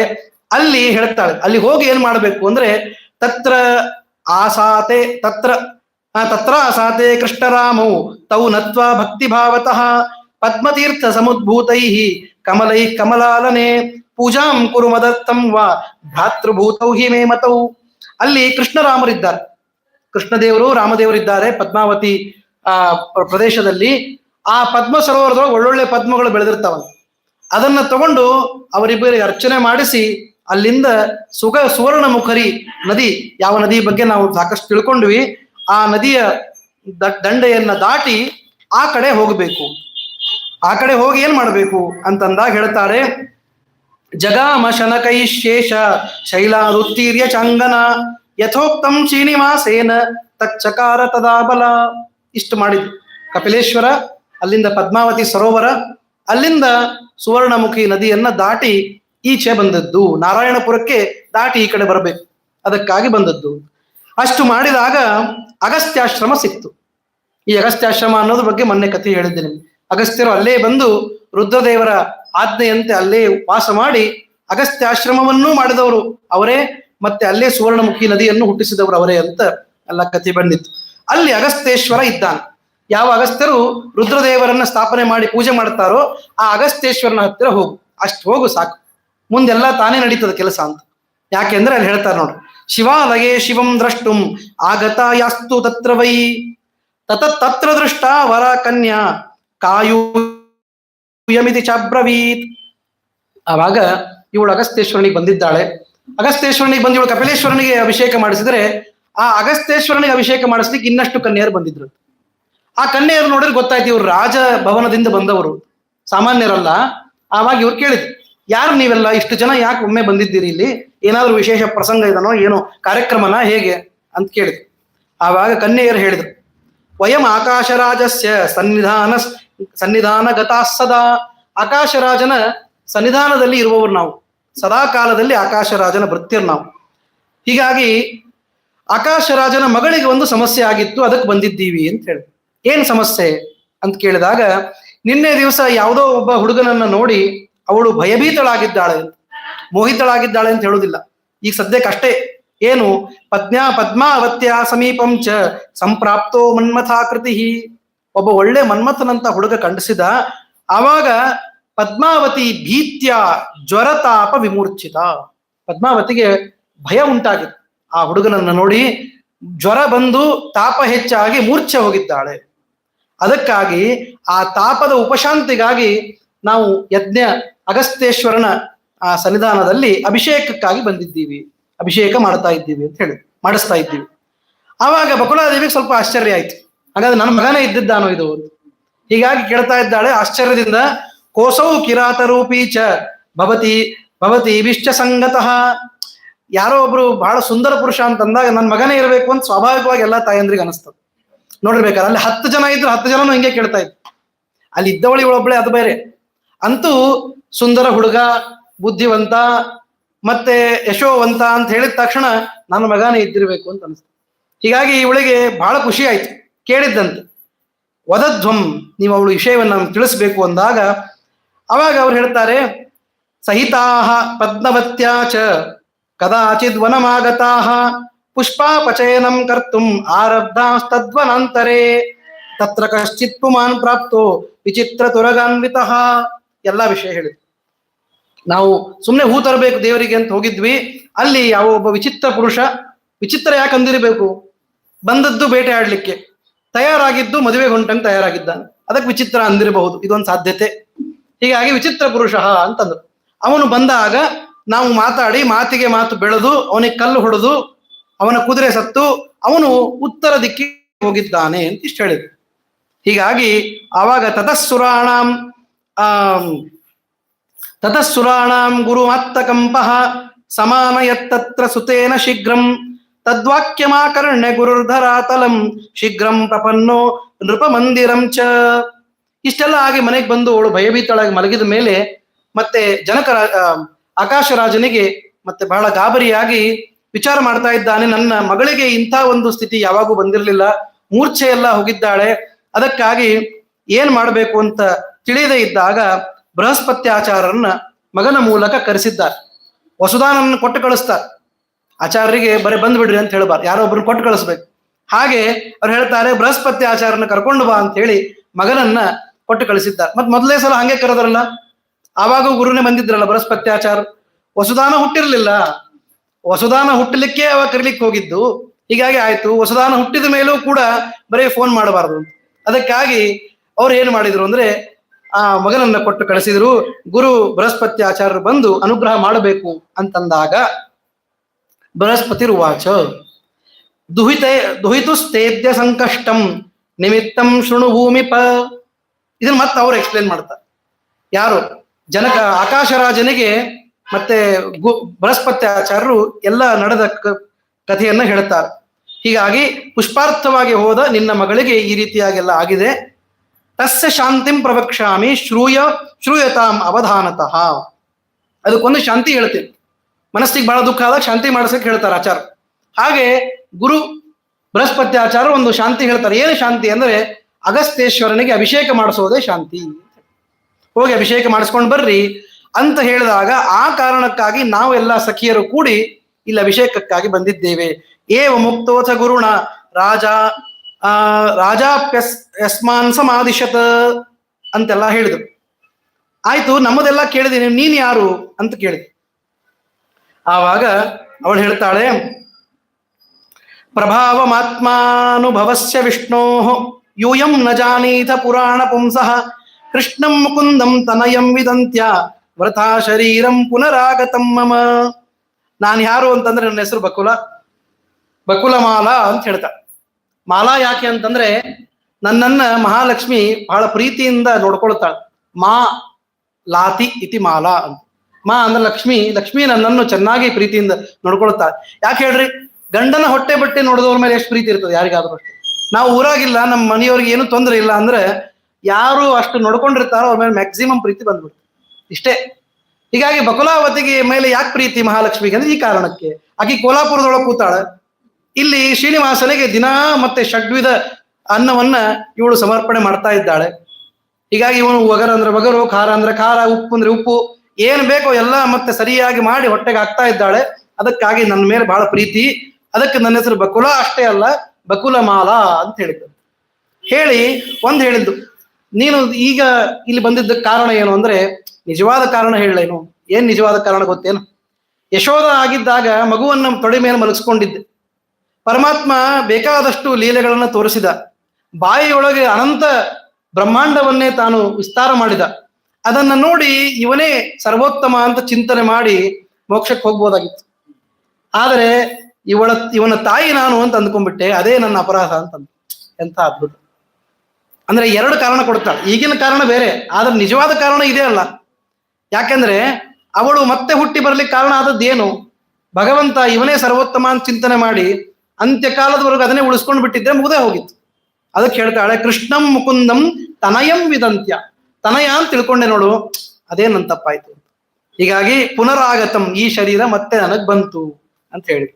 ಹೀಗಾಗಿ ಯುಷ್ಮಾನ್ ಸಹಸ್ಮಾಭಿ ರಿಹಾನ್ಯ ದೈವತಂ ಸಂಪ್ರಾರ್ಥಯಾನ್ ಯಾನೇಶ್ವಶುಭಂ ಕರೋತ್ಯಸೌ. ಮಾನುಷ ಭಾವದಲ್ಲಿ ಅದೇ ಶ್ರೀಕೃಷ್ಣನೇ ಈಗ ಶ್ರೀನಿವಾಸನಾಗಿ ಬಂದಿದ್ದಾನೆ. ಹೀಗಾಗಿ ಅವನನ್ನ ಮತ್ತೆ ನಾವು ಮಾನುಷ ಅಂತ ತಿಳಿಯದೆ ನಾವೆಲ್ಲರೂ ಕೂಡ ಮತ್ತೆ ಅವನನ್ನ ಪರಮಾತ್ಮ ಅಂತ ತಿಳಿಯಬೇಕು. ಆವಾಗ ಶುಭವನ್ನು ಮಾಡ್ತಾನೆ. ಯಾರು ಅವನನ್ನ ಸರ್ವೋತ್ತಮ ಅಂತ ತಿಳಿಯದೆ ಅನ್ಯ ದೇವತಾಕವಾದ ಪೂಜೆಯನ್ನ ಸರ್ವೋತ್ತಮತ್ವೇನ ಮಾಡ್ತಾರೋ ಅವರು ಅಶುಭಂ, ನಿರಂತರವಾಗಿ ನಿತರಾಂ ಅಶುಭವನ್ನ ಪಡೆಯುತ್ತಾರೆ ಅಂತೆಲ್ಲ ಸ್ವಲ್ಪ ಶಾಸ್ತ್ರೀಯವಾದ ವಿಚಾರವನ್ನು ಕೂಡ ಆ ಬಕುಲಮಾಲ ಹೇಳ್ತಾ ಇದ್ದಾಳೆ. ಅಹಂ ಶ್ರೀ ವೆಂಕಟೇಶಸ್ಯ ದಾಸೀಭೂತಾಸ್ಮಿ ಸಾಂಪ್ರತಂ. ಈಗ ಕರೆಕ್ಟ್ ಆಯ್ತು ನೋಡಿ. ನಾನು ವೆಂಕಟೇಶ ದೇವರ ದಾಸಿ ಅಂತ ಹೇಳ್ಬಿಟ್ಲು, ತಾಯಿ ಅಂತನೂ ಹೇಳಿಲ್ಲ. ಈಗ ಗೊತ್ತಾಗ್ಯದ, ತಾಯಿ ಅಂದ್ರೆ ಮತ್ತೆ ಸಮಸ್ಯೆನೆ, ಮುಂದಿನ ಜನ್ಮಕ್ಕೆ ಮತ್ತೊಂದ್ಸಲ ಬೀಳ್ಬೇಕಾಗ್ತದೆ. ಬೇಡ ಅದಕ್ಕೆ ಹೇಳ್ತಾರಲ್ಲ ವಾಯುದೇವರಿಗೆ, ಕಪೆ ಕುತೋಸಿ ಕಸ್ಯವ ಕಿಮರ್ಥಮೀದೃಶಂ ಕೃತಂ. ಅದಕ್ಕೆ ಅವ್ರು ಹೇಳ್ತಾರೆ, ಅವೈಹಿ ದೂತಮಾಗತಂ ದುರಂತ ವಿಕ್ರಮಸ್ಯ ಮಾಂ ರಘುತ್ತಮಸ್ಯ ಮಾರುತಿಂ ಕುಲಕ್ಷಗೇತವೇಶ್ವರಂ. ನನ್ನನ್ನ ರಾಮದೇವರ ದಾಸ ಅಂತ ತಿಳ್ಕೊ ಅಂತ ಹೇಳಿ. ದಾಸೋಹಂ ಕೋಸಲೇಂದ್ರಸ್ಯ. ಇದು ಹನುಮಂತ ದೇವರ ಮೇಲ್ಪಂಕ್ತಿ. ಇದು ದಾಸೀಭೂತಾಸ್ಮಿ. ನಾವು ಯಾರೇ ಕೇಳಿದ್ರೆ ನಮ್ಮ ಹೆಸರು ಹೇಳಬಾರ್ದು. ನಾವು ಮೊದಲಿಗೆ ನಮ್ಮ ಕುಲಸ್ವಾಮಿ ವೆಂಕಟೇಶ ದೇವರ ದಾಸರು ನಾವು ಅಂತ ಹೇಳ್ಬೇಕು. ಅದಕ್ಕೆ ದಾಸನ ಮಾಡಿಕೋ ಎನ್ನ ಸ್ವಾಮಿ ಸಾಸಿರ ನಾಮದ ವೆಂಕಟರಮಣ ಅಂತ ಹೇಳಿದ್ದೆ ಕಾರಣಕ್ಕೆ. ಹೊಸಾದ ಯಾವ ಹೆಸರು ಇಟ್ಕೊಳ್ಬಾರ್ದು. ನಾವು ಹೆಸರು ಮನೆಯೊಳಗೆ ಇಟ್ಟಿರ್ತಾರೆ, ಆದರೆ ನಮ್ಮ ನಿಜವಾದ ಏನು ಸ್ಥಿತಿ ಅದ ದಾಸ ಸ್ಥಿತಿ, ದಾಸ ಈಶ ಭಾವ, ಇದು ಪರ್ಮನೆಂಟ್. ಅದನ್ನ ಗಟ್ಟಿ ಮಾಡ್ಕೋಬೇಕು ಅನ್ನುವ ಒಂದು ಧ್ವನಿ ವೇದವ್ಯಾಸರು ಈ ವಾಕ್ಯದಲ್ಲಿ ಇಟ್ಟಿದ್ದಾರೇನೋ ಅಂತ ಅನಿಸ್ತದೆ. ಹೌದೋ ಇಲ್ಲ? ಆಯ್ತು. ಮುಂದೆ ಧರಣ್ಯ ರಾಜಭಾರ್ಯಾಯ ಸಮೀಪೆ ಕಾರ್ಯಮಸ್ತಿಮೆ. ರಾಜಭಾರ್ಯೆಯಾದ ಧರಣೀದೇವಿ ಹತ್ರ ನನ್ನ ಕೆಲಸ ಇತ್ತು. ಅದಕ್ಕಾಗಿ ನಾರಾಯಣಪುರಕ್ಕೆ ಹೋಗ್ತಾ ಇದ್ದೀನಿ. ನಾನು ಕೇಳ್ಪಟ್ಟೆ ನಾರಾಯಣಪುರದಲ್ಲಿ ಸಿಕ್ಕಾಪಟ್ಟೆ ಸೆಕ್ಯೂರಿಟಿ. ಪದ್ಮಾವತಿ ಅಂತ ಮಹಾಸುಂದರಿಯನ್ನು ಇಟ್ಟುಕೊಂಡ ಮೇಲೆ ಸೆಕ್ಯೂರಿಟಿ ಇಲ್ಲದೇನಾ? ಆದ್ದರಿಂದ ನಾ ಹೇಳ್ತಾ ಇಲ್ಲಿ ಬರದಾರಿಲ್ಲಿ, ದಿವ್ಯಂ ಅಭೇದ್ಯಂ ಪರದೇಶಿಭಿ. ಹೊರಗಿನಿಂದ ಬಂದವರಿಗೆ ವಿಸಾ ಎಲ್ಲ ಚೆಕ್ ಮಾಡ್ತಾರೆ. ಅಂಥ ಒಂದು ಭಯಂಕರ ಸೆಕ್ಯೂರಿಟಿ ಇರೋದು ನಿಮ್ಮ ಸಂಘ ನನಗೆ ದೊರಕಿದ್ ನನ್ನ ಪುಣ್ಯ, ಯಾಕೆಂದ್ರೆ ನಿಮ್ಮ ಜೊತೆ ನಾನು ಒಳಗೆ ಬಂದು ಬಿಡ್ತೀನಿ, ಹಾಗೆ ನನ್ನ ಕರ್ಕೊಂಡು ಹೋಗ್ರಿ ನಿಮ್ಮ ರಾಣಿಯ ಹತ್ತಿರ ಅಂತ ಹೇಳಿದಾಗ ಸಂತೋಷ ಅಂತವರು ಅವರನ್ನ ಕಳ್ಕೊಂಡು ಹೋದ್ರು ಅಂತ ಇದು ಒಂದು ಭಾಗ. ಇದು ಅಂಕ 1. ಅಂಕ 2ರೊಳಗೆ ಏನಾಯ್ತು ಈ ಅಷ್ಟಮಾಧ್ಯಾಯದಲ್ಲಿ ಅಂತಂದ್ರೆ ಶ್ರೀನಿವಾಸ ವಿಚಾರ ಮಾಡಿದಂತ ಏನಂದ್ರೆ ಏಕಪುತ್ರೋ ಶಪುತ್ರ ಸ್ಯಾತ್ ಏಕನೇತ್ರೋ ಹನೇತ್ರವಾನ್ ಸ್ತ್ರೀವಿಶ್ಚಯ ಕೃತಂ ಕರ್ಮ ನ ತತ್ಕಾರ್ಯಂ ಫಲಪ್ರದಂ ಅಂತ. ಒಂದೇ ಮಗ ಇದ್ರೆ ಮಗ ಅಲ್ಲ, ಒಂದೇ ಕಣ್ಣಿದ್ರೆ ಕಣ್ಣ ಅಲ್ಲ ಅಂತ. ಇದು ಒಂದೇ ಸ್ವಾರಸ್ಯಕವಾಗಿ ಹೇಳಿದ ಮಾತು. ಒಬ್ಬರೇ ಮಕ್ಕಳಿದ್ದವ್ರು ಮತ್ತೆ ಬೇಜಾರು ಮಾಡ್ಕೋಬೇಡಿ. ಹೀಗಾಗಿ ಅಂತೂ ಯಾರಿಗೆ ಅವಕಾಶ ಅದ ಅವ್ರು ಇನ್ನೊಂದು ಮಕ್ಕಳನ್ನ ಪಡೀರಿ ಅಂತ ಈ ಅಭಿಪ್ರಾಯನೂ ಹೌದು. ಹೀಗಾಗಿ ಒಂದೇ ನೇತ್ರ ಇದ್ರೆ ನೇತ್ರ ಅಲ್ಲ, ಯಾವ ಕೆಲಸ ಬರೇ ಹೆಣ್ಮಕ್ಳು ಮಾಡ್ತಾರೋ ಅದು ಅಷ್ಟು ಪೂರಾ ವಿಶ್ವಾಸ ಮಾಡ್ಲಿಕ್ಕೆ ಆಗೋದಿಲ್ಲ, ಕಂಪ್ಲೀಟ್ ಆಗಿ ಅವ್ರ ಮೇಲೆ ಬಿಡ್ಲಿಕ್ಕೆ ಆಗೋದಿಲ್ಲ. ಯಾಕೆಂದ್ರೆ ಹೆಣ್ಮಕ್ಳ ಮೇಲೆ ಅವಿಶ್ವಾಸ ಅಂತಲ್ಲ, ಅವರಿಗೆ ರುಚಿ ಬಹಳ, ಬೇರೆ ಬೇರೆ ವಿಷಯಗಳಲ್ಲಿ ಅವರಿಗೆ ರುಚಿ ಇರ್ತದೆ. ಏನೂ ಇಲ್ಲ ಅಂದ್ರೆ ಕಟ್ಟೆ ಮೇಲೆ ಒಂದು 10 ನಿಮಿಷ ಹರಟೆ ಆದ್ರೂ ಹೊಡಿತಾರೆ. ಆದ್ದರಿಂದ ದಾರಿಯೊಳಗೆ ಎಷ್ಟು ಜನ ಸಿಗ್ತಾರೋ, ಎಷ್ಟು ಅಂಗಡಿಗಳು ಬರ್ತಾವೋ, ಸೀರೆ ಮತ್ತೆ ಅದು ಇದು ಅಂತ ಹೇಳಿ 108 ಸಿಕ್ಕು ಪಾಪ ಅವ್ರೆಲ್ಲಾ ಕಥೆಯನ್ನು ಹೇಳ್ತಾರೆ. ಇಲ್ಲ ಅಂದ್ರೆ ಏನಿಲ್ಲ, ಇವತ್ತು ಪುರಾಣಕ್ಕೆ ಹೋಗಿದ್ದೆ, ಇಂಥ ವಿಷಯ ಆಯ್ತು ಅಂತ ಇನ್ನೊಬ್ರಿಗಾದ್ರೂ ಹೇಳ್ತಾರೆ. ಇಷ್ಟು ಮತ್ತೆ ಡೈನಮಿಕ್ ಆದ ಕ್ಯಾರೆಕ್ಟರ್ ಹೆಣ್ಮಕ್ಳದು. ಆದ್ದರಿಂದ ಅವರ ಮೇಲೆ ಈ ಕೆಲಸ ಪೂರ್ತಿ ಬಿಟ್ರೆ ಸರಿ ಹೋಗೋದಿಲ್ಲ, ನಾನೂ ಒಂದಿಷ್ಟು ಕೈ ಜೋಡಿಸ್ಬೇಕು ಅಂತ ವಿಚಾರ ಮಾಡಿ. ಏನು ಇತಿ ಸಂಚಿಂತ್ಯ ಗೋವಿಂದೋ ಮಾಯಾವಿ ಕಾಮರೂಪವಾನ್. ಪರಮಾತ್ಮ ಕಾಮರೂಪ ಅಲ್ಲ, ಕಾಮನ ತಂದೆ. ಆದ್ದರಿಂದ ಅವನಿಗೆ ಏನು ಬೇಕೋ ಅದು ಮನಸ್ಸಿಗೆ ಆಗ್ತದೆ, ಹೌದಿಲ್ಲ? ಅದೇನೋ ಸ್ವಯಂ ಶ್ರೀ ವೆಂಕಟಾಧೀಶ ವನಿತಾ ರೂಪಮಾಶ್ರಿತ. ಒಂದು ಒಳ್ಳೆ ಹೆಣ್ಣಿನ ವೇಷವನ್ನು ಪಡ್ಕೊಂಡ. ಯಾವುದದು? ಪುಲಿಂದ ವೇಷಧಾರಿ ಸಹ ಚಕ್ರೇ ತದ್ವೇಷ ಭೂಷಣಂ. ಪುಲಿಂದಿನಿ ರೂಪ ಅಂದ್ರೆ ಕೊರವಂಜಿ ವೇಷ, ಅದನ್ನ ಶ್ರೀನಿವಾಸ ಧಾರಣೆ ಮಾಡುತ್ತಾರೆ. ಚೀರ ವಸ್ತ್ರಂ ತಥೋ ಬದ್ಧ್ವ ಛಿದ್ರ ಕಂಚುಕರಂಜಿತ. ಮತ್ತೆ ಒಳ್ಳೆ ಚೀರ ವಸ್ತ್ರ ಅಂತಂದ್ರೆ ನಮ್ಮ ಈ ನಾರು ಬಟ್ಟೆ, ಮತ್ತೆ ಒಳ್ಳೆ ರೇಷ್ಮೆ ಬಟ್ಟೆ ಉಟ್ಕೊಂಡು ಹೋದ್ರೆ ಇವ್ರನ್ನ ಯಾರು ಕೇಳ್ತಾರೆ? ನಾವು ನಾರು ಬಟ್ಟೆ ಉಟ್ಕೊಂಡು ಹೋಗಬೇಕು ಅಂದ್ರೆ ಸ್ವಲ್ಪ ವೈರಾಗ್ಯವನ್ನು ಹೊಂದಿದವರು ಅಂತ ಕಾಣಿಸ್ತದೆ. ಅದಕ್ಕಾಗಿ ಕೊರವಂಜಿ ವೇಷದಲ್ಲಿ ನಾರು ಬಟ್ಟೆ ಮತ್ತೆ ಹರಿದ ಕಂಚುಕ, ಅಲ್ಲಲ್ಲಿ ಒಂಚೂರು ಇಲಿ ಕಡದ ಕಂಚುಕವನ್ನ ಹಾಕೊಂಡಿದ್ದಾಳೆ. ಹಾಕೊಂಡು ಬ್ರಹ್ಮಾಣಂ ಚ ಶಿಶುಂ ಕೃತ್ವ ಯಷ್ಟಿಂ ಶಿವೇ ಮಹೇಶ್ವರಂ. ಬ್ರಹ್ಮಾಂಡವನ್ನೇ ಶಿಶುವನ್ನಾಗಿ ಮಾಡಿಕೊಂಡು ಬ್ರಹ್ಮದೇವರನ್ನ ಶಿಶುವನ್ನಾಗಿ ಮಾಡಿಕೊಂಡು ರುದ್ರದೇವರನ್ನ ಕೋಲಾಗಿ ಮಾಡಿ ಬ್ರಹ್ಮಾಂಡಂ ಜಗದಾಧಾರಂ ತ್ರೈಗುಣ್ಯಂ ಗುಲ್ಮಮೇವಚ. ತ್ರೈಗುಣ್ಯಂ ಬ್ರಹ್ಮಾಂಡಂ ಅಂದ್ರೆ ನಾವಿದ್ದ ಜಾಗ. ಇದೆಲ್ಲ ತ್ರಿಗುಣಾತ್ಮಕವಾದ ಪ್ರಪಂಚ, ಸತ್ವರಜಸ್ತಮೋ ಗುಣಾತ್ಮಕವಾದ ಈ ಬ್ರಹ್ಮಾಂಡವನ್ನ ಗುಲ್ಮ ಒಂದು ಬುಟ್ಟೆಯಾಗಿ ಮಾಡಿಕೊಂಡು, ಕೈಯಾಗ ಒಂದು ಕೂಸು, ಒಂದು ಕೋಲು, ಒಂದು ಬುಟ್ಟಿ, ಇಷ್ಟನ್ನ ತೆಗೆದುಕೊಂಡು ಬರ್ತಾ ಇದ್ದಾನೆ. ಮತ್ತೆ ಒಳ್ಳೆ ಕೇಶ ಇತ್ತಲ್ಲ, ಅದನ್ನೇ ಉಪಯೋಗ ಮಾಡಿಕೊಂಡ. ವಿಕೀರ್ಯ ಕೇಶ ಪುಂಜಾನಿ. ಏನ್ ಮಾಡೋದು? ಪುಂಖಾನಿ 50 ವರ್ಷ ಸಂಯುತ. 25 ವರ್ಷದವ್ರು ಬಂದ್ರೆ ಹೇಗೆ ಯಾರು ಕೇಳ್ತಾರೆ?